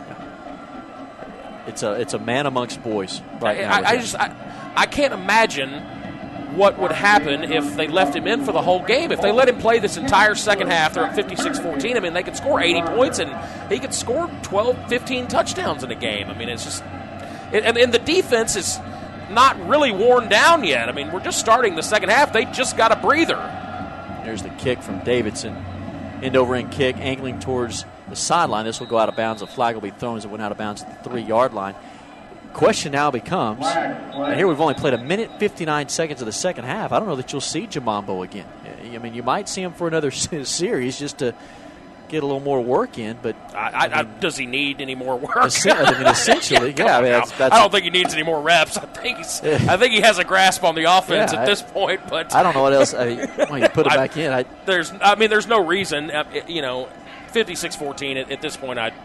It would take a miracle for McKinney Boyd to get back into this game. I think you're going to see a very, very healthy dose of your Dalvin Billingsley, your Jordan Lewis, and your Vito Pacianato, your favorite name to pronounce. Oh, there's no doubt. Hoping that he gets a good workload at this point, tonight. Vito's got an entire second half. Maybe we could get Vito about 90 or 100 rushing yards tonight. That first-team defensive unit, actually, they made some substitutions here. You're going to see a lot of those. That second-team defensive unit is a unsportsmanlike conduct penalty on Plano West. That'll move the ball to the 45. Their own 45 for McKinney Boyd. 56-14, 10:01 to go in the third quarter. And,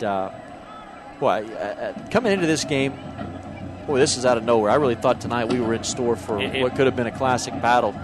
I'm telling you, if you said you saw this coming, you're a liar. You lied. There's no way anybody saw this kind of blowout coming here tonight. Still a few of those starters defensively on the field for Plano West. Here's a handoff to Scrivens, and he darts and weaves his way across midfield to the 49-yard line. Gain of close to 6. It'll be a 2nd down and 4. Yeah, so I think it's probably, you're rest assured here with the second-team guys that you're seeing in here, you might see, I don't know that you'll see Jamambo back there in that on this next drive, although Mohamed Sanogo is back at middle linebacker here. Here's a swing pass to the right side. Pass caught by Bowling.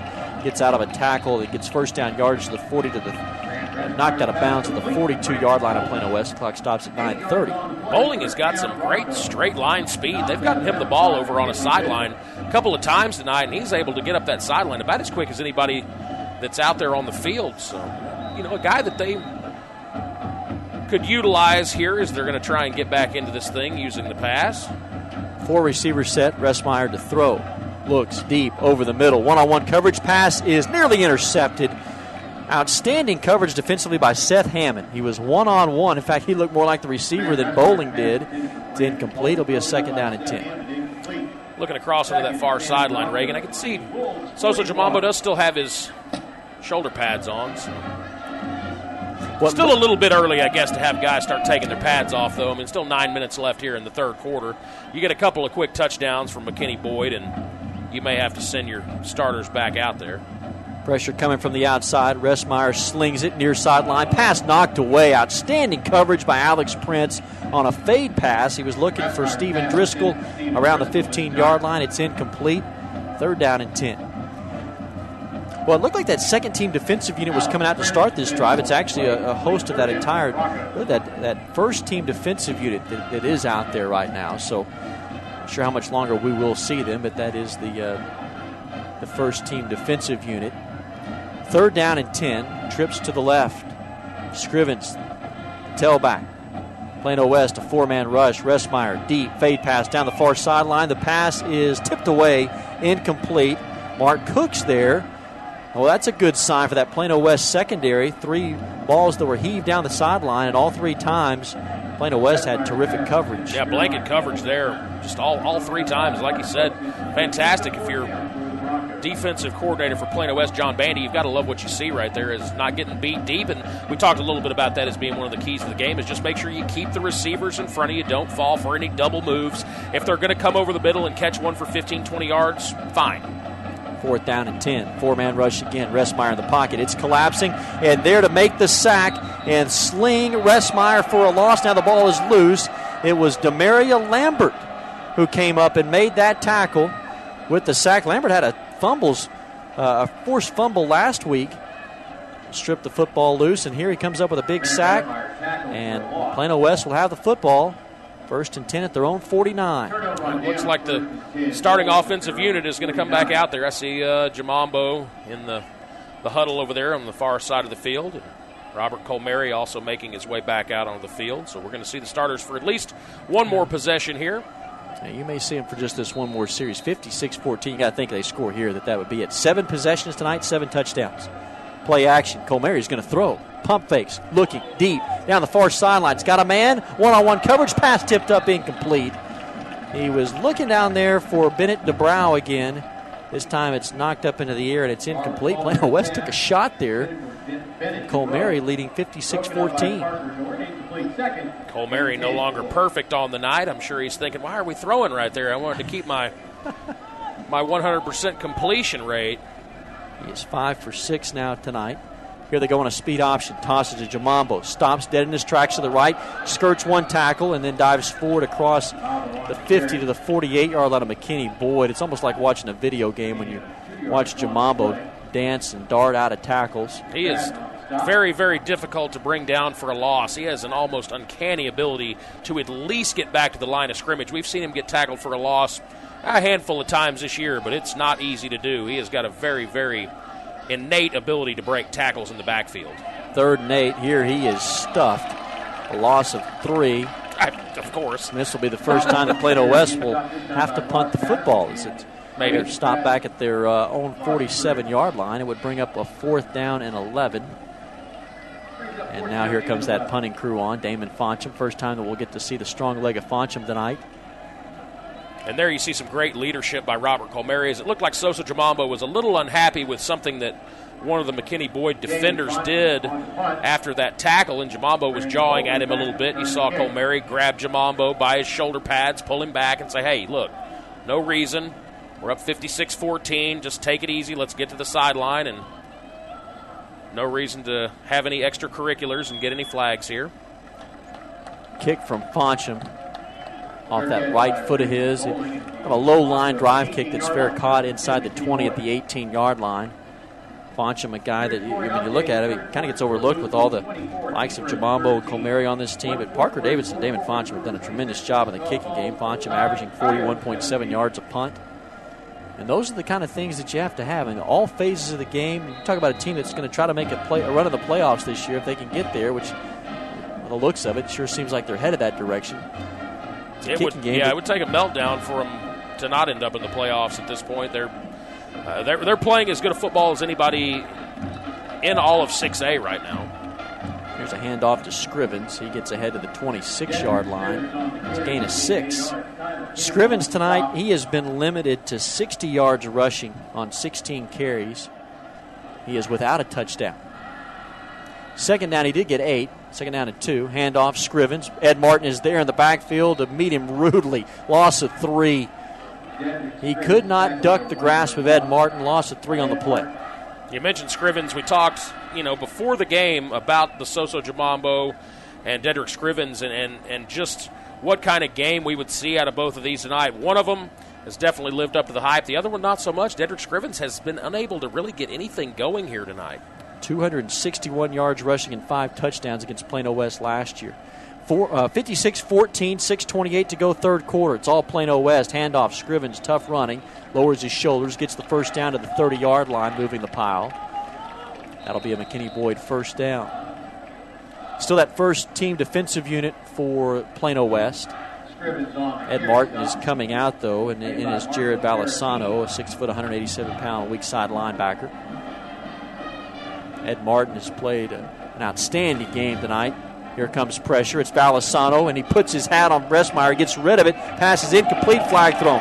He was looking for bowling. It was Seth Hammond there, what we call the pass interference, and boy, Balisano just lit up Bressmeyer. Balisano's got fresh legs, came in and put his hat right in the chin strap of Bressmeyer. Pass interference is called. It'll be a first down and 10. That will move that close to Plano West territory on the pass interference call. That will move the chains. It'll be 1st and 10 at their own 46-yard line, moving right to left. Clock stopped right at 6 minutes to go, 3rd quarter. 56-14, Plano West with a commanding lead. Stack receivers to the top. One receiver set to the bottom side. Bressmeyer in the pocket, and he is slung down, sacked on the play, and it was Malik Moore, guy that was brought up from the junior varsity last week. He is there to make the tack. Malik Monroe with the sack. It'll be a 2nd and 11. Yeah, nice work there by the backup Malik Monroe. Like you said, moved up to the varsity. just about a week ago or so, and the junior gets in on the action there, and big sack of Grant Restmeyer. So outstanding work. 2nd and 11. Restmeyer to throw out of a play action, and pass is incomplete. Trying to find, it was Cassidy Woods one-on-one with Tyler Campbell, or rather Seth Hammond down the sideline. It's incomplete, and it's a 3rd down and 11. You can definitely tell Cassidy Woods, just a sophomore. He's described as a talented wide receiver who gives Boyd a lot of size on the outside. He's got the 3rd most receptions on the team as just a sophomore, and you can tell that he is going to be a special player when he gets a little bit older. He's still got some learning to do, but he's got all the tools. He's got speed. He's definitely got the size. So look for Cassidy Woods to be a household name here in just a couple of years if you're a McKinney Boyd fan. 3rd down, 11. Incomplete. And it was Woods that was looking for that reception. Restmeyer threw a bullet and went right off his face mask. Incomplete. 4th down and 11. Woods just couldn't quite take the compliment from you. Yeah, of course, yeah. He's got to eat one off the chin strap there, but still just a sophomore. 4th and 11. Andrew Smith will punt this one away. Deep to receive as Tyler Campbell stands back right at the 20-yard line.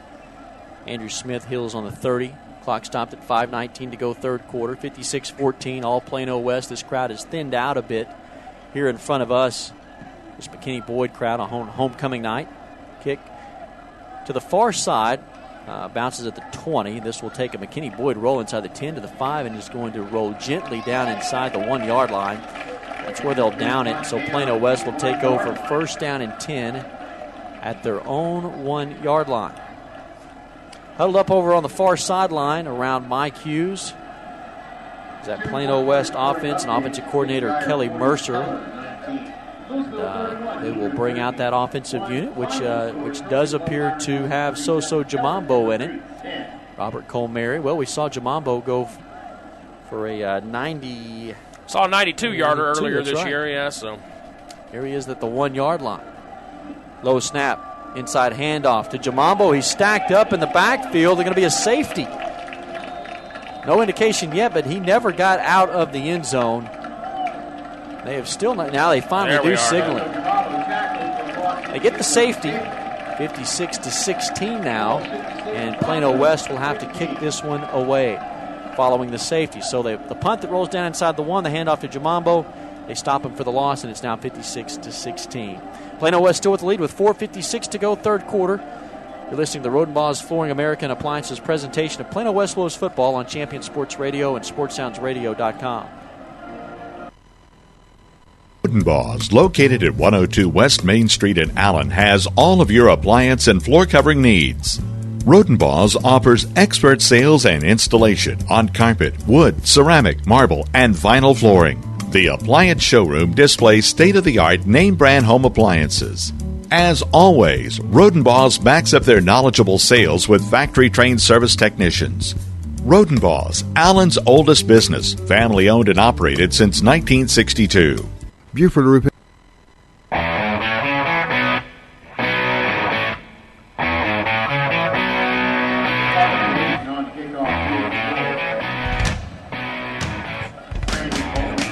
Boyd gets on the board in the second half, their first points of the second half. They trail 56-16 to Plano West with 4:56 to go, 3rd quarter from Ron Poe Stadium in McKinney. Plano West tonight scored touchdowns on each of their first 7 drives tonight. Have been stopped in their last 2. They've had to punt and then a safety here on their last possession. Kickoff from Davidson comes down around the 18-yard line. Fielded there across the 30. There's a hold of the 40. There goes Cassidy Woods across midfield, out of bounds around the 47-yard line on the far sideline. A little life here for McKinney Boyd as they come out offensively. 1st down and 10 at their 42-yard line of Plano West. Well, the score we definitely wanted to keep up with tonight over in Flower Mound. Marcus had a lead over Allen at the half. And, Eli, what do you have for us right now? Well, it's Allen back on top, 21-17 in the 4th quarter, but Flower Mound Marcus is driving. They're down at the Allen 6, 1st down and goal. So Flower Mound Marcus will not go away. Could we see that would be just the biggest of upsets if Flower Mound Marcus were to somehow upend Allen tonight. First down. This pass from Ressmeyer. Pass is caught by Bowling. Dances out of a tackle to 25 and wrestled down at the 18-yard line. Goes Brandon Bowling, who has really been the biggest offensive threat tonight for McKinney. Boyd kind of gets up a little gimp and hobbling around on his left foot. Move the chains, first down and 10 at the 17-yard line now, Plano West. And we do have a Flower Mound Marcus touchdown now, so it is a 24-21 lead for Flower Mound Marcus there in the fourth quarter. We'll certainly keep you updated on that one. Ressmeyer to throw a back shoulder fade. Pass is tipped away and nearly pulled down and caught by Stephen Driscoll. It was just batted away, just getting a hand in there. It was the corner and Alex Prince, a 5'11", 150-pound senior, who knocked that one away at the last moment.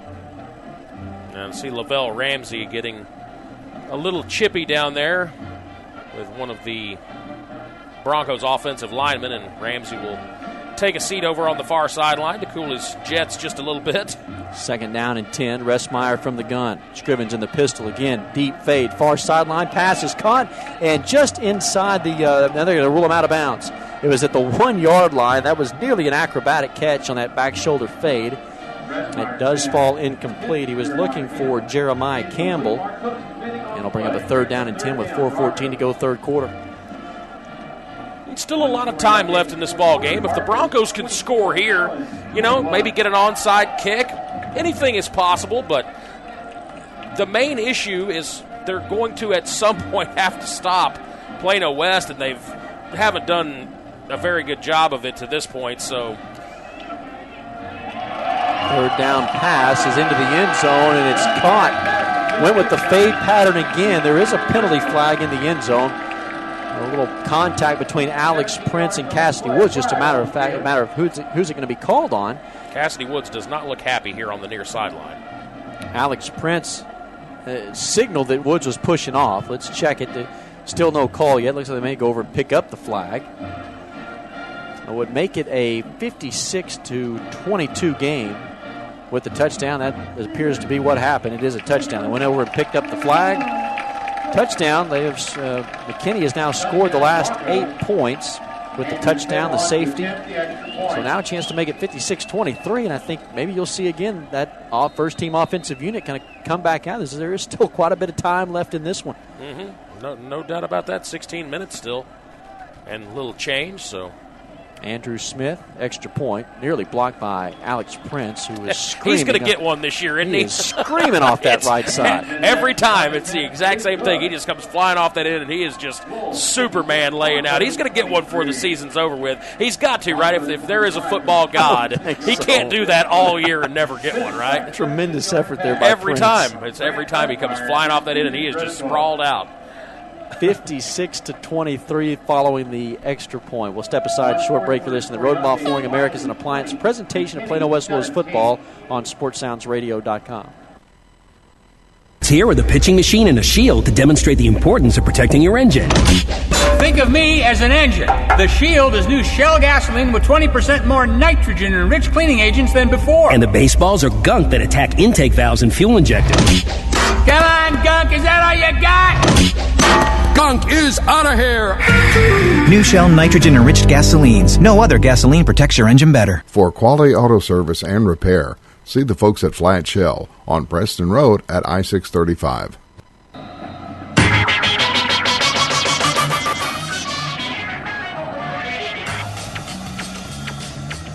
(56-23). McKinney Boyd to kick off. They will onside kick this from their own 40-yard line. This takes a couple of vicious hops into the turf and goes out of bounds. Flag's thrown. Ball went out of bounds around the 38-yard line of Plano West as the Wolves just let that one roll out of bounds. And so the Wolves will have it first down and 10. With the clock stopped, 4:09 to go, 56-23 Plano West out in front, although McKinney Boyd has scored the last 9 points with a touchdown and a safety. This ball will be marked at the 43-yard line, so 5 yards up from where it went out of bounds. So Jamambo and company back onto the field. Gillespie is in the slot. Colmary is the trigger man. 2 receivers up top. And split to the right is Bennett DeBrow. Now Gillespie goes in motion from right to left. Snap goes over the head of Colmary. Ball is loose around the 25, and now Comeri falls on it at the 20-yard line. First time this year that we have seen an errant snap. And now Plano West for the first time tonight. We talk about the perfection of the first half, how they look just near perfect offensively in the first half. Yeah, and you can see the frustration there on the face of Robert Comeri as he was not happy that snap went over his head. And he understands that, this is still a football game, and they've got to do everything right. They don't want to start making mistakes and get lackadaisical, because that's when bad things start happening. And, you turn the ball over a couple of times like that, and all of a sudden Lloyd has some life. I mean, this is an offense that can score. They've got a lot of talent offensively, so you can't make mistakes like that. Those are the kinds of mistakes that will absolutely cripple you in a close game. Luckily, right now, this one is not, but it could get close very quickly if you start doing things like that. Second down pass from Comeri is incomplete. And now a third down and a long 31. Comeri rolling to his left, pressure coming. He is hit, the pass is thrown, it's complete at the 33, and a vicious hit there on Travis Traylor. Boy, really a violent hit on both him and Comeri. Comeri gets up, he's fine, as well as Traylor. It leaves Plano West well short of a first down. So the last three possessions for West, a punt, a safety, and now another punt. So here comes Foncham on. He'll punt this one away, stands back at his own 20. And again, that's the kind of drive you absolutely do not want. That took virtually no time off the clock. Here's Foncham's kick. It's a wobbly one at that. Takes a Plano West Wolves bounce, though, and now the ball is loose. It was Brandon Bowling who came up to try to field that one at the 27, loses the handle on it, does recover it, though. And now McKinney Boyd will have it first down and 10 at their own 28-yard line. Brandon Bowling made a play right there that 9 times out of 10 people would go, oh, well, that wasn't very smart. He let the ball bounce and looked as if he was just going to nonchalantly walk away from it, and then took about 3 quick steps and tried to field it on the run and take it up the field in between a couple of defenders. And normally that's a play you don't want to make. But you know what? Down 56-23, you're trying to make something happen. You field that ball cleanly and get up the field in a hurry, you might catch that Plano West defense by surprise and be able to take it for a long one. First and 10. Gressmeyer to throw from his own 28-yard line, deep down the right sideline. It's incomplete. And he is throwing the home run ball. He was looking there, one-on-one coverage. It was Mark Cooks matched up with Stephen Driscoll. It's incomplete. It's at second and 10. I've got to say I'm impressed with the arm of Grant Ressmeyer. He throws a very, very pretty ball. Robert Comeri on the other side, it doesn't look very pretty. It gets the job done. But Grant Ressmeyer, he looks like he has a lot of confidence in the pocket and a lot of confidence throwing the deep ball. And he's thrown some pretty balls tonight. A lot of them have gone incomplete, unfortunately for him, but he looks like he is certainly a good quarterback. Second and 10, handoff. Scrivens, nowhere to go. He was hopping around about the 25-yard line. Wamed Sonogo was there, McKinley Mitchell, Demaria Lambert. Down goes Scrivens. That's a loss of about 9 yards on the play, all the way back to their own 20-yard line. The clock continues to roll inside 2:20 to go third quarter. He did everything but the Charleston there. He was dancing all over the place, and unfortunately he was losing about 2 yards every time he would make one of those dance moves. He was basically moonwalking back to about the 10 or 12-yard line.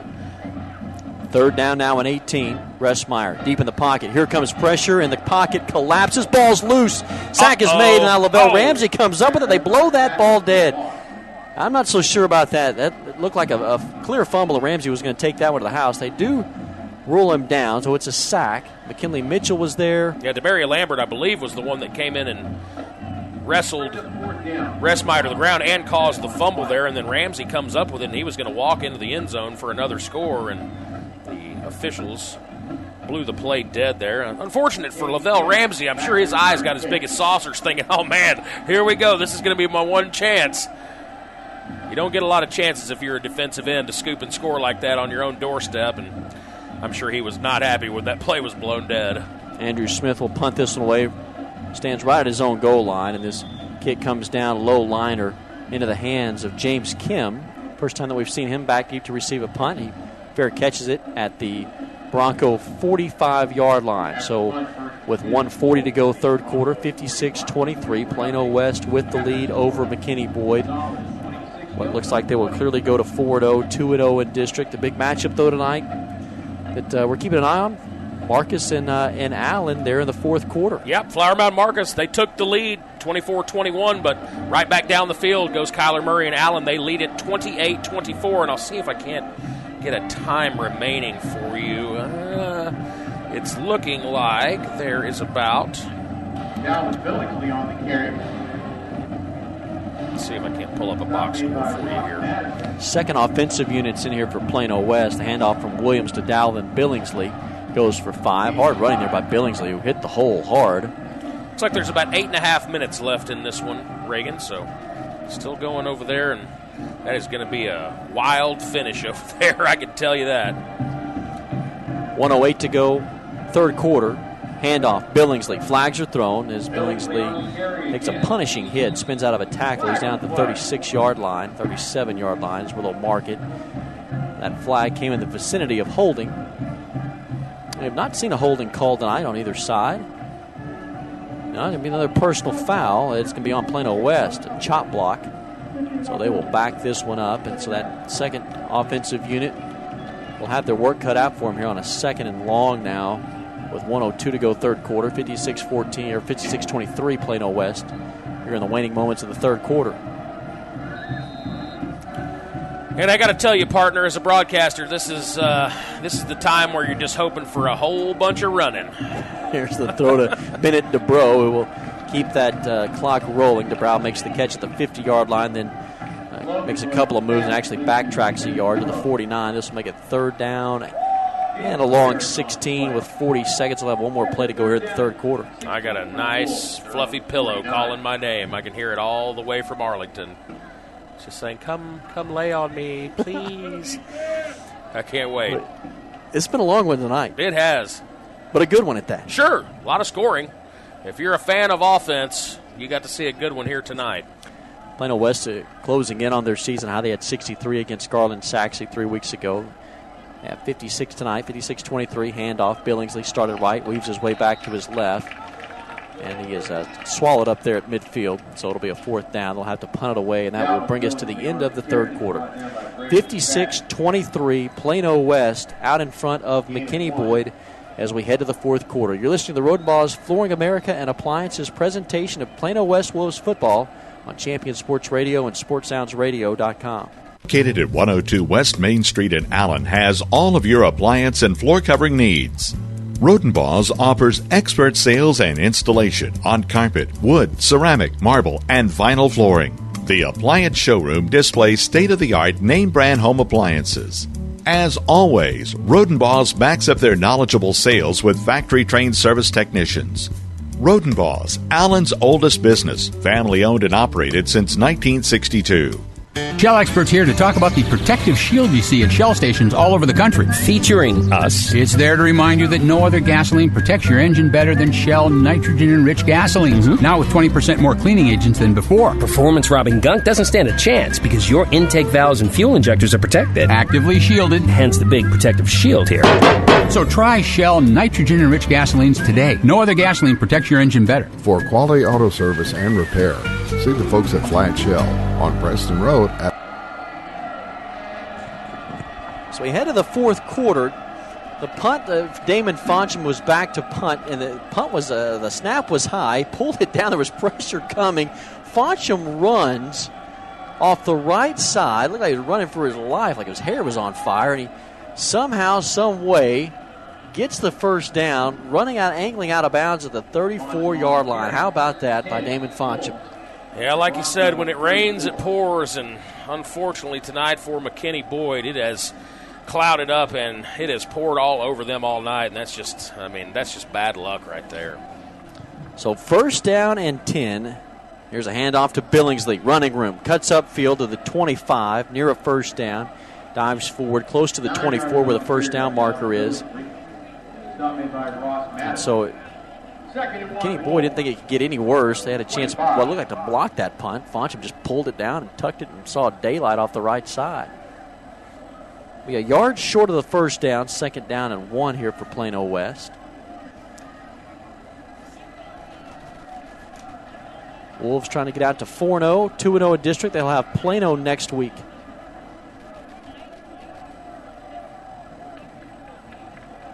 Logan Williams, the quarterback, takes a snap, handoff, left side. Billingsley out of a tackle. Billingsley on the carry. Dives forward to the 21-yard line. Gain 4 yards. Tackle is made there by McKinney Boyd's Noah Prater. First down and 10. Move the chains again. That first down brought to you in part by Rodenbaugh's Roofing and America's. Well, I lost my place. America's. Hey, that's okay, partner. It's been a long one. How about that? I'm going to keep up with all these sponsors. First and 10, Plano West. How about that? Inside 11 minutes to go in this one, 56-23. Williams in the gun, stands back at the 26-yard line. 3 receivers set. Long snap count. They're going to let this play clock roll down to 3.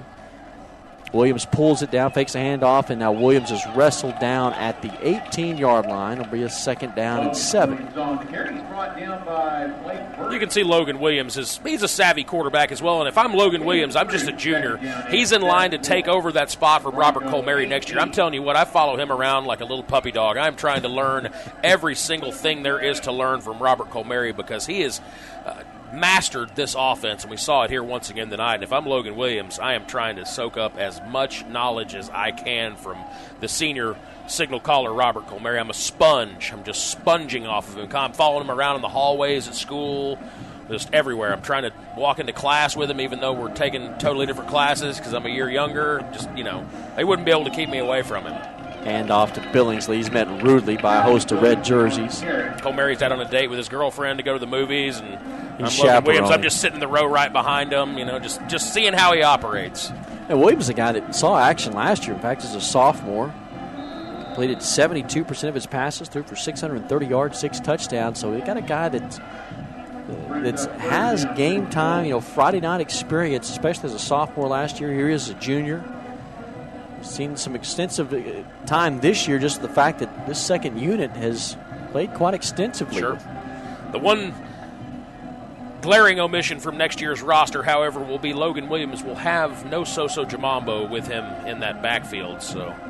And it's going to be interesting to see who they bring as their next running back in line. You've got Jamambo, who is a senior, Vito Pacianato is a senior, Jordan Lewis is a senior, and Dalvin Billingsley is a senior. So all 4 running backs on that Plano West offense are all seniors. So I'm not sure who's in line to take the spot of all of these guys, but, clearly nobody waiting in the wings per se, like you've got Logan Williams, who's a junior, who should take Robert Colmary's job as soon as Colmary graduates, but no running back on the roster as of right now, especially on the depth chart anyway, that is in line to take over.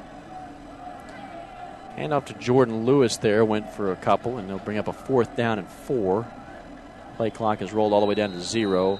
Plano West looks as though they want to take a timeout. Maybe a chance here to work that field goal unit. We've not seen them this year. The ball's at the 15-yard line, 4th down and 4, 8:19 to go, 4th quarter, 56-23 Plano West. I think he might be right. I think we might see a field goal attempt here for the first time all season. It'll be a straight shot here for Parker Davidson. We'll tee it up at the 27 out of the hold of Damon Foncham. This would tie his long from last year. He had a 37-yard kick last year. Snap, the hold is down, the kick is up, and he just absolutely drills this one with a good 20 to 25 yards of leg still left on him. He has got a cannon for a leg. It's now 59-23 Plano West all over McKinney Boyd. 8:14 to go in this Buford one. Roofing and Construction is a family-owned company you can trust. Buford Roofing specializes in roofing replacement and repair for the outside of your home or business and radiant barriers and insulation for the inside.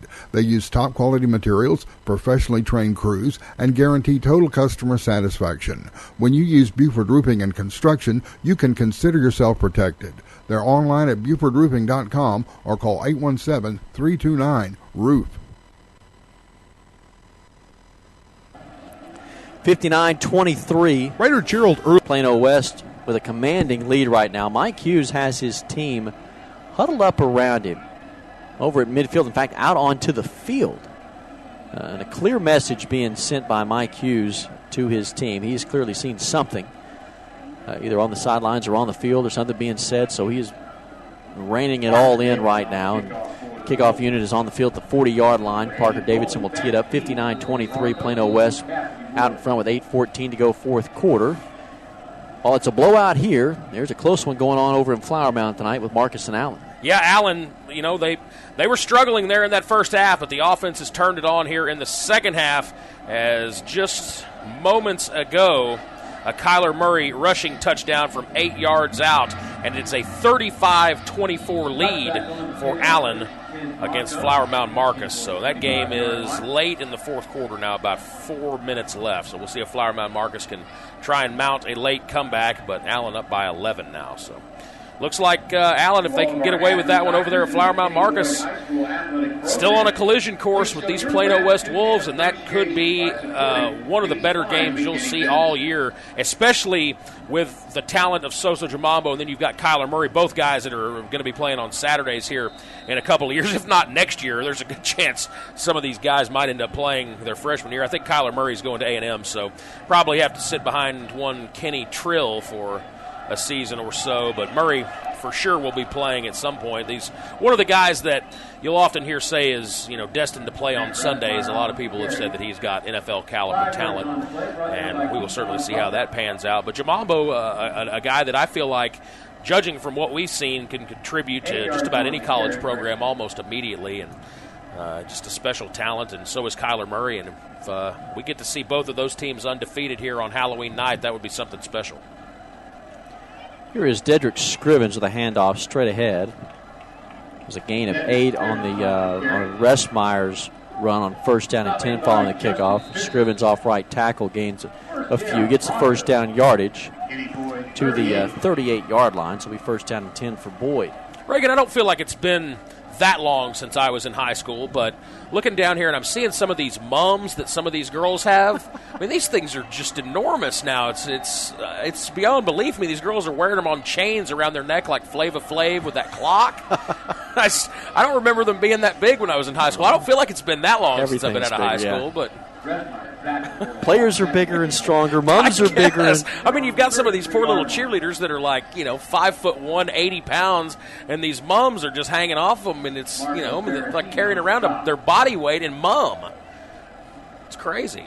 Robert Leviton was in there on a sack. Here's a third down, or the second down and long. 15, pass is incomplete. No flags thrown. It was Amir Kilpatrick that was in there on the one-on-one coverage. Yeah, look at this one down here on the left, this girl. I mean, this thing's got like a teddy bear attached to it. I mean, it's like it's flare. It's dragging behind her like Princess Diana's wedding dress. I mean, it's everybody's got to outdo bigger than she is. Got to outdo the other person. That's true. I suppose, but that's some kind of crazy, man. That is a mum.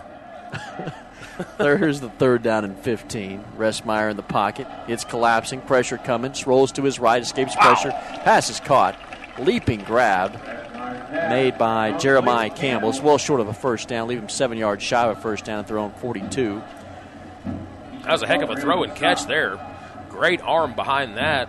An outstanding play made. Great catch. 59-23 Plano West. They will get to 4-0, 2-0 in district.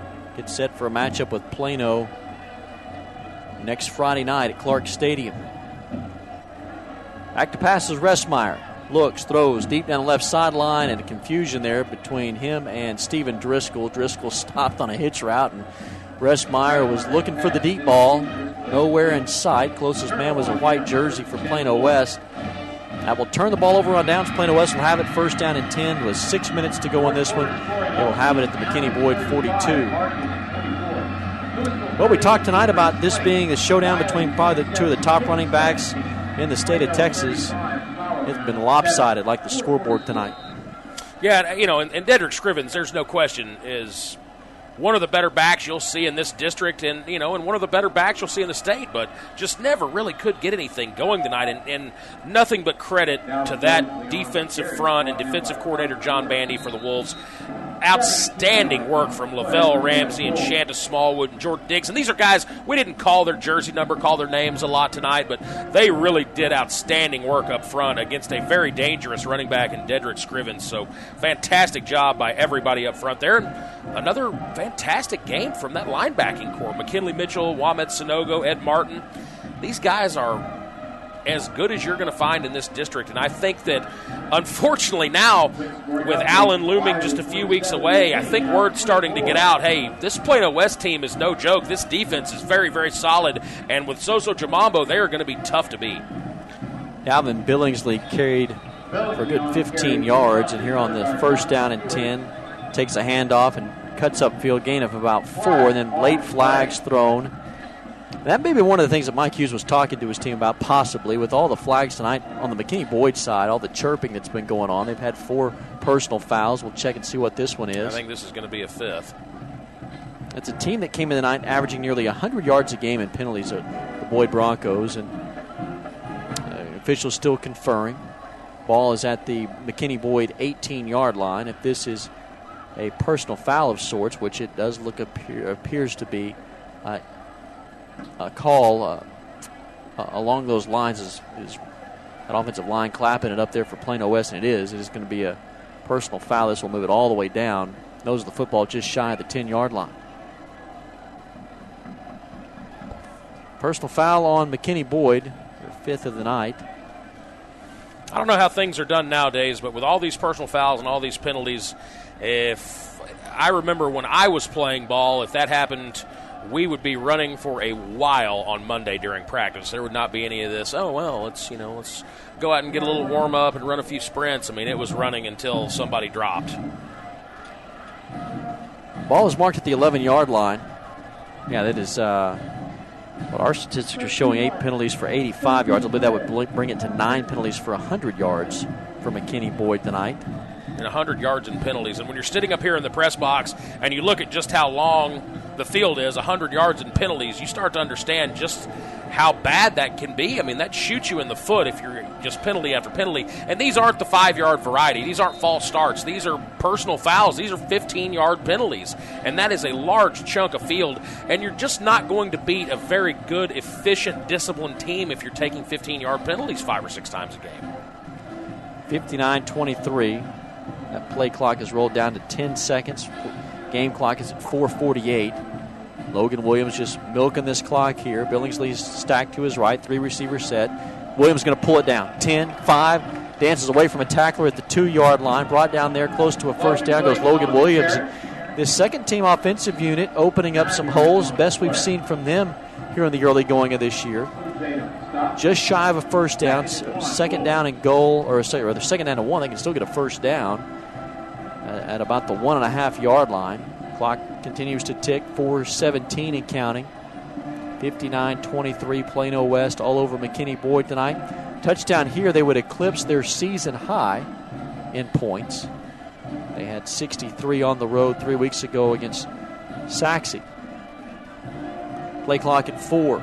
Williams, handoff, Jordan Lewis. He is stacked up and trying to drag tacklers forward. He's thrown back around the 6-yard line. See where they give him forward progress. Going to be short of a first down. Still about a yard shy, 3rd down and 1. Crosstown over in Flower Mound. Allen still leads at 35-24, but Flower Mound Marcus does have the ball, and they are at the Allen 35-yard line. So not going away, Flower Mound Marcus. They're going to try and stay in it. Not much time left, however. Here, 3:26 to go in this one. 59-23 Plano West. On a 3rd down and mark it 2. Williams takes this one himself. No, he doesn't. He gives it to Billingsley. Well, it looked like it was open off that right side for Williams. He hands off to Billingsley. He's met rudely in the hole. Loss of 2 on the play. It'd be a 4th down. See if they call on that field goal unit one more time, and they do. So this would get Plano West to 62-23 if they can hit this one, which would be a chip shot here for Parker Davidson. We're just looking at the schedule coming up. You got Plano next week, big rivalry game there at Marcus. Obviously a tough place to play that Allen found out tonight, so mark that one on your calendar. Next 2 for Plano West, going to be a big test as well. Here's the field goal attempt from Davidson on the near hash from the 12-yard line. This 22-yard attempt is good. Make it 62-23. Plano West with 2:28 to go. Yeah, 2 big games coming up. Then you get, not to say anybody's you're going to walk over anybody, but Louisville is down. Hebron is clearly down at 0-4. But they were losing tonight, about to be 0-5. Yeah. So. And then that big game you talked about, Halloween night, at home against Allen, and then you wrap up district play against Flower Mound. You don't want to get ahead of yourself, but you think this Plano West team is on the track if they continue to play like this, on that right track to make a run towards the playoffs. a couple of big tests coming up over the next couple of weeks. Well, and one thing that I mentioned before we got started here tonight is we haven't really seen Plano West tested late in the ball game yet. We haven't seen them in a dogfight, and we really thought we would see that here tonight, and Plano West came out and played their best game of the season, I feel like, and I'm not sure what's going to happen when Plano West gets tested. We don't know. And we won't know until that actually happens, whether it be against Flower Mound Marcus over at Flower Mound Marcus, or whether it be next week against Plano, or, it may not be until they play Allen. You don't know. But we have not really seen a lot of adversity facing this team yet. And I don't know what will happen whenever the first time they really get tested and pushed. And, they're in a game where there's 2.5 minutes left and they're not up by 4 scores. We've seen nothing but games like that to this point. And, you really feel like it would almost be a blessing in disguise had they been tested by McKinney Boyd tonight, or had they been tested by one of these teams, Garland Saxe, or if they were to get tested against Flower Mound Marcus. Because if you run into Allen and you don't know how you play late in games whenever the pressure's really on, you never know what can happen. And Allen's getting theirs tonight. I mean, they had to really, really battle against Flower Mound Marcus tonight. Maybe that'll happen with Plano West as well, but I would hate to see them go into that game against Allen as an untested unit, defensively, offensively, not having to go out and get the points when they need them and make a stop when they need it. We haven't seen a lot of that thus far this year. They've been up early, and they have been able to cruise in most of their games this season, all of their games this season. McKinney Boyd with the football following the kickoff. It was a touchback. New quarterback for McKinney Boyd is Seth Washington. Slings his first pass over to Stephen Driscoll. Gets first down yardage to the 36 near the 2-minute mark. Washington to throw. A little bubble pass. The pass is caught and then immediately whipped down. Amir Kilpatrick is there to stop Stephen Driscoll. Loss of 1 on the play. Now we're inside 2 minutes. 62-23 Plano West. Dominant fashion tonight. Scored touchdowns on each of their first 7 drives. Now, Reagan, what are your thoughts on that? I mean, do you feel like that a team is better suited to play in big games if they're tested a couple of times early in the season? I mean, in my opinion, I think that if they have some adversity facing them, which I don't really feel like Plano West has had a lot of adversity to this point in the season. I really feel like that shows you who you are as a team. That really builds character, and then you'll know where you stand. Hey, you know what? We won this game together. We fought together. And, not that they don't do that, not that they haven't done that. I mean, clearly they've played incredible for the first 4 or 5 weeks of the season, but I just feel like if they were tested before they really get deep into district play, I think it could be nothing but beneficial for them. There's a handoff to Caden Markham. He takes it for first down yardage off the left side of the 43-yard line. Be a first down. Clock rolling here inside 1 minute now. I think if you ask Mike Hughes, he's going to, probably tell you. I mean, they're going to try to, these dominant wins they're definitely pleased with them. But I think there's some truth to what you say. Here's a handoff again to Markham. And it's a double-edged sword, really. I mean, obviously, if you're going out and you're beating teams like they beat McKinney Boyd, like they beat Garland Saxe, these are good teams, then the confidence is just through the roof, and you always want your team to be confident. And I think that right now they're playing with a swagger, they're playing with a confidence of any, that's just as high as any team in the entire state right now, including your Allens, your South Lakes, your perennial powerhouses. I feel like that if they can continue to play with that kind of confidence, then they're going to be hard to beat. But on the other side, if you haven't really been tested yet, it's going to be difficult to step into a situation where there's just a ton of pressure against on the road at Flower Mound Marcus or against Allen, and that game has just gone final, by the way. Allen wins it 35-24 over Flower Mound Marcus. So Allen gets tested tonight, but pull away late. So I don't know. I mean, it's a bit of a double-edged sword. You want your team to be very, very confident, but at the same time, you don't want them to get overconfident. You want them to be tested a little bit. There's pass interference there on that previous plays. The clock stops at 23 seconds. And Seth Washington has McKinney Boyd at the Plano West 20. Back to throw. Fires deep down the left side. Got a man in the end zone. One-on-one coverage pass is caught. Stephen Driscoll with the touchdown, or Cassidy Woods rather, with the touchdown to make it 62-29. Extra point would get McKinney Boyd to 30 points tonight.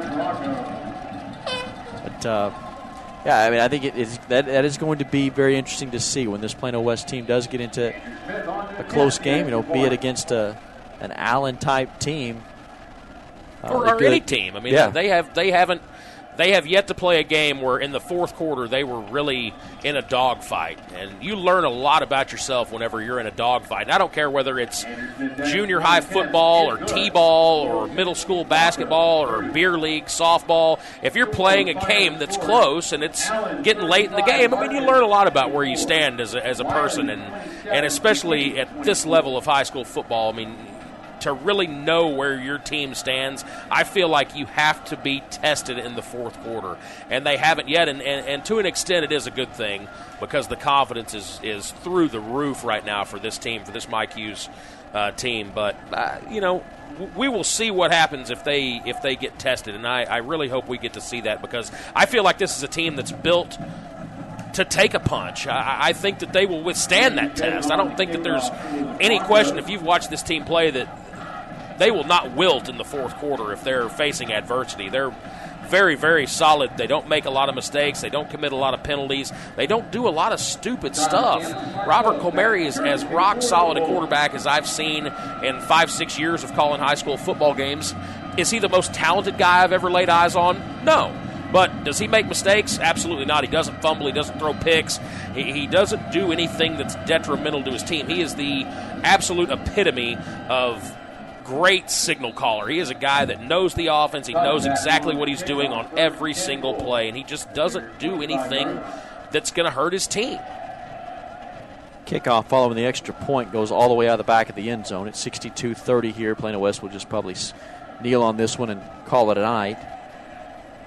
The good thing is, I think also you look at it too, just health-wise, with a guy like Soso Jamambo, all the numbers that he has put up. Here's a guy that for a couple of games, and even really tonight not playing the fourth quarter, there's 2 games on the schedule this year where he's not played nearly an entire half. Yeah. So you got about a guy that his workload has been diminished. He's healthier as they do take a knee here and they'll just run the clock out.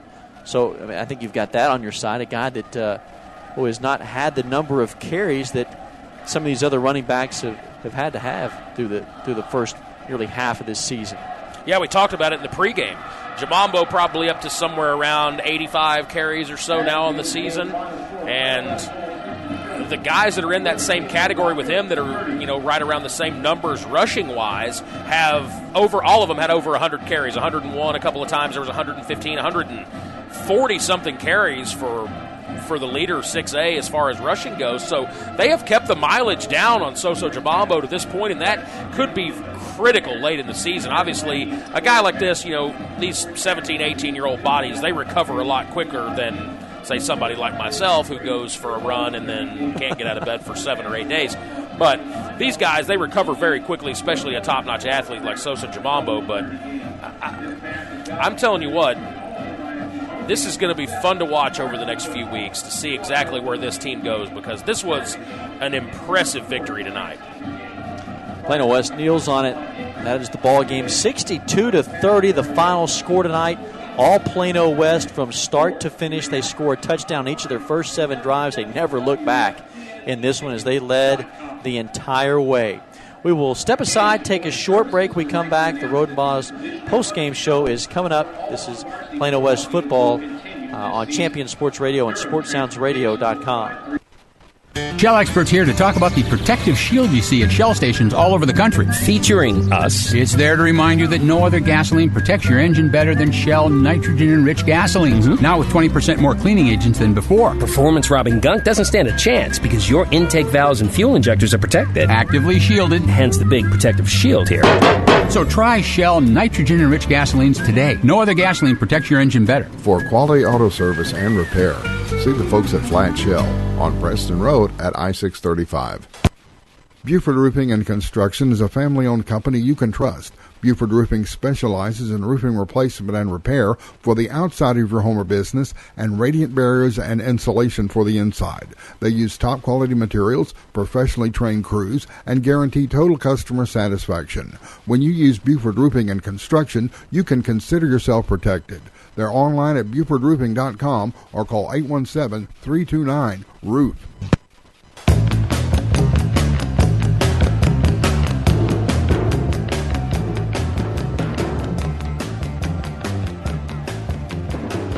62-30 tonight. Plano West runs away with this one past McKinney Boyd and improves to 4-0, 2-0 in district play for McKinney Boyd. They fall to 2-3 and 1-2 in District 6-6A action. And a lot to talk about as far as statistics, because a lot of things just jump off the page at you tonight. Let's take a look at, first of all, just the scoring summary and how it all came to place. It is a lengthy one for sure, my friend, and it's going to take a bit, but let's see if we can't fly through this. First quarter scoring, Plano West on the board early with a Soso Jamambo 31-yard run. That made it 6-0. The Parker Davidson PAT was good. Soso Jamambo from 2 yards out once again just about 5 minutes later, making it 14-0 after the PAT. Then you have McKinney Boyd, Jacob Cantrell, a 42-yard pass from Grant Restmeyer. The PAT good there, and that made it a 14-7 game. Soso Jamambo yet another touchdown run, his third of the game late in the first quarter. That made it a 21-7 lead. In the second quarter, McKinney Boyd trying to stick around. Brandon Bowling, a 61-yard pass, reception from Grant Restmeyer. That made it a 21-14 game. And then Jamambo once again 10 yards out. Parker Davidson's kick good. That made it a 28-14 lead. And then from then on, it was all Plano West. Bennett DeBrow, a 57-yard pass from Robert Colmary with 5:51 left in the first half. And then another Soso Jamambo 4-yard touchdown run. In the third quarter, it was Jamambo from 68 yards on the second play from scrimmage there in the third quarter. And then Jamambo again after the fumbled kickoff. He scores from 1 yard out. So in the matter of about 12 seconds, 2 more touchdowns for Soso Jamambo, giving him 7 for the night. That's right, 7 touchdowns for Soso Jamambo, and he did not play most of the second half. We had a safety for McKinney Boyd. Jamambo wrapped up in the end zone with 4:56 remaining in the third. And Stephen Driscoll with a 17-yard touchdown pass from reception from Grant Rensmeyer. And then in the fourth quarter, a Parker Davidson 37-yard field goal, another Parker Davidson 22-yard field goal, and then with 17 seconds remaining, Cassidy Woods catches a 20-yard touchdown pass from McKinney Boyd backup Seth Washington. And that's where we stood, our final 62-30. Let's go ahead and get you some statistics from the game here tonight. I'll just give you the highlights because there are a lot of them. Plano West with 531 total yards and 26 first downs. McKinney Boyd with 430 yards on 21 first downs. Let's see here. Rushing yards, 417 for Plano West, just to 92 for McKinney Boyd, so a very disappointing game on the ground for that Broncos offense. Passing yards, 114 for Plano West, to 338 for McKinney Boyd. 1 fumble for Plano West. They were managed to recover it, and 1 fumble for McKinney Boyd as well. They also managed to recover that fumble. So no turnovers in this game. So a very clean game as far as the turnovers go. Not so clean in the penalty category, however. Plano West, 7 penalties for 85 yards, and McKinney Boyd, 9 penalties that went for 96 yards. Some individual stats. Robert Colmary, 6 for 8 for 114 yards and a touchdown. You had Soso Jamambo, who did not play most of the second half, played a little bit there in the third quarter, but he finishes with 25 carries for 242 yards and 7 touchdowns. Colmary, 16 carries for 126 yards. And I'm sorry, did I mention that Soso Jamambo had 7 touchdowns tonight? Did you? I think so. Yeah, I didn't have any dust in my microphone or anything, did I? Just making sure you heard me correctly. 242 yards and 7 TDs tonight for Soso Jamambo. Receiving for Plano West, Bennett DeBrow with the big reception there. One catch for 57 yards. He did have the touchdown on that 57-yarder. You also had Christian Gans with 1 reception for 24 yards. Travis Traylor, 1 catch for 12 yards. And Soso Jamambo just 2 receptions for 11 yards, and Yoshi Ali 1 catch for 10 yards. On McKinney Boyd's side, Grant Restmeyer 12 for 28 for 308 yards and 3 TDs. Not a bad game for Grant Restmeyer, just could not get any help from the running game, and unfortunately that defense for McKinney Boyd just was unable to stop Plano West all night long. As far as rushing yards, seen better days for Dedrick Scrivens. He goes 20 carries for 64 yards, and that will mean Soso Jamambo will take over Dedrick Scrivens in the rushing category as far as 6A goes by a pretty significant margin now.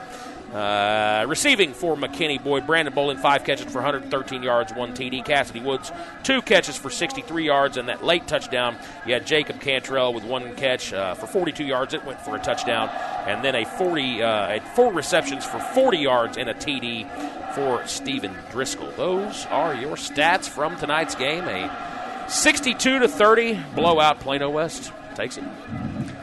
Talking about all those numbers, Soso Jamambo on the road this year. 2 road games against Saxe and McKinney Boyd.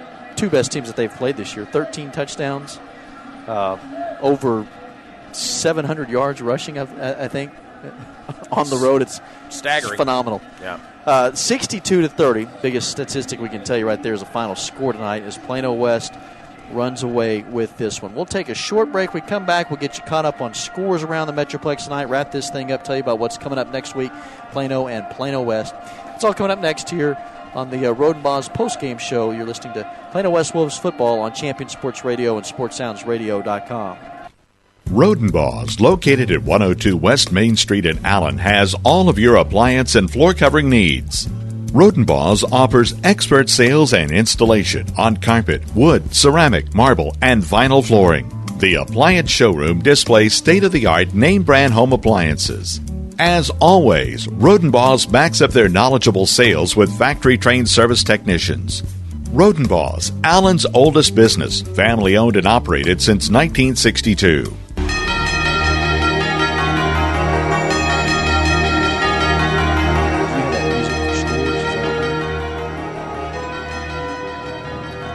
62-30, our final score tonight. Plano West all over McKinney Boyd as Plano West improves now to 4-0 overall, 2-0 in District 6-6A action. As for McKinney Boyd, they fall to 2-3, 1-2 in district. And some key games coming up for Plano West. They'll take on Plano next week. Marcus Marauders are on the horizon. In 2 weeks, a team that took Allen really into the waning moments of their game tonight. We'll take you around the Metroplex here and get you caught up on some scores. A lot of great games going on around the DFW area tonight, and we'll tell you all about that. Hand it over to Eli. Yeah, let's do it, man. Let's try and get you caught up on some of the ones from District 6-6A first. Of course, we told you it went final over at Flower Mound. Flower Mound Marcus unable to pull that game out late against Allen. They did have a lead at halftime, 17-14, but Allen able to put them away in the second half. Of course, Kyler Murray, just an outstanding talent over there for Allen, and he is able to get it done late in that football game. The final there, 35-24. Allen is able to get away with the win, and they will remain undefeated. Other District 6-6A action. Plano all over Flower Mound, 35-13 final. Hebron unable to get their first victory of the evening. Shocking, Hebron now. Wow, just winless on the season. It's unbelievable to see a Brian Brazel team winless at this point in the year, but they lose to Louisville tonight over in Louisville, 38-20 final. Let's get you caught up on some other scores from around the area. District 7-6A, and if you can believe it, this one went final in quick fashion. Not quite as fast as our game here tonight. But I'm telling you, you need one of these games. This is what you need. Euless Trinity Colleyville Heritage, 14-0 final. That game was probably over 3 hours ago.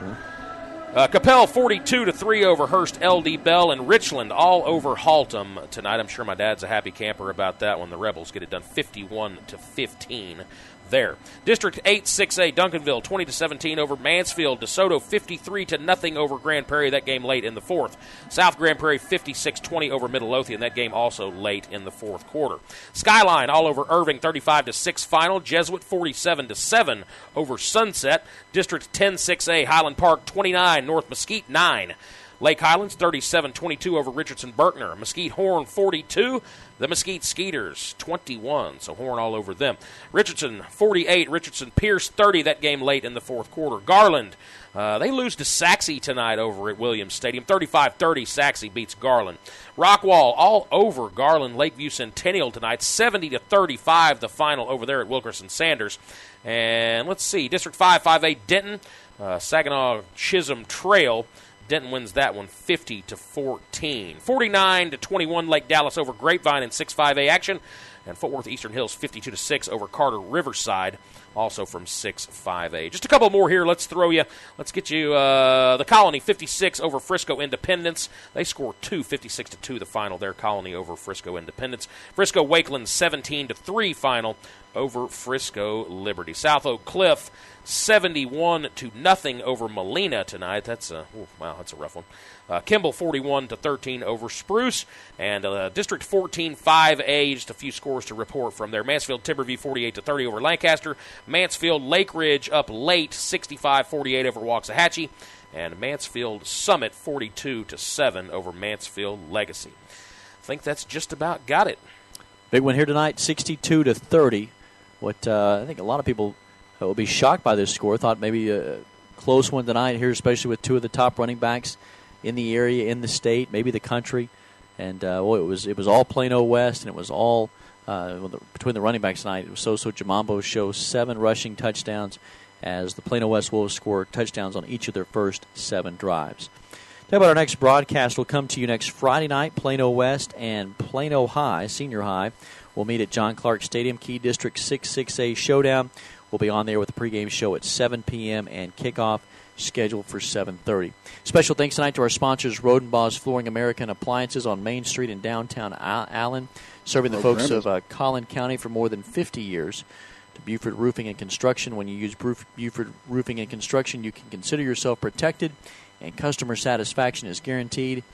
And Flat Shell Auto Service and Repair Center on Preston Road at I-635. That's going to do it for us tonight. From our broadcast partner, Eli Jordan, I'm Reagan Ratcliffe. This has been a production of Champion Sports Radio and SportsSoundsRadio.com. Until next time, good night and God bless. The program is produced and broadcast with the permission of and authorization from the Plano Independent School District. It is under the direction of and is copywritten by Sports Sounds Radio. Any rebroadcast, retransmission, or use of the audio stream, including any or all other use of the accounts of this broadcast without the direct written consent and permission of Sports Sounds Radio is strictly prohibited. All rights are reserved by Sports Sounds Radio and SportsSoundsRadio.com.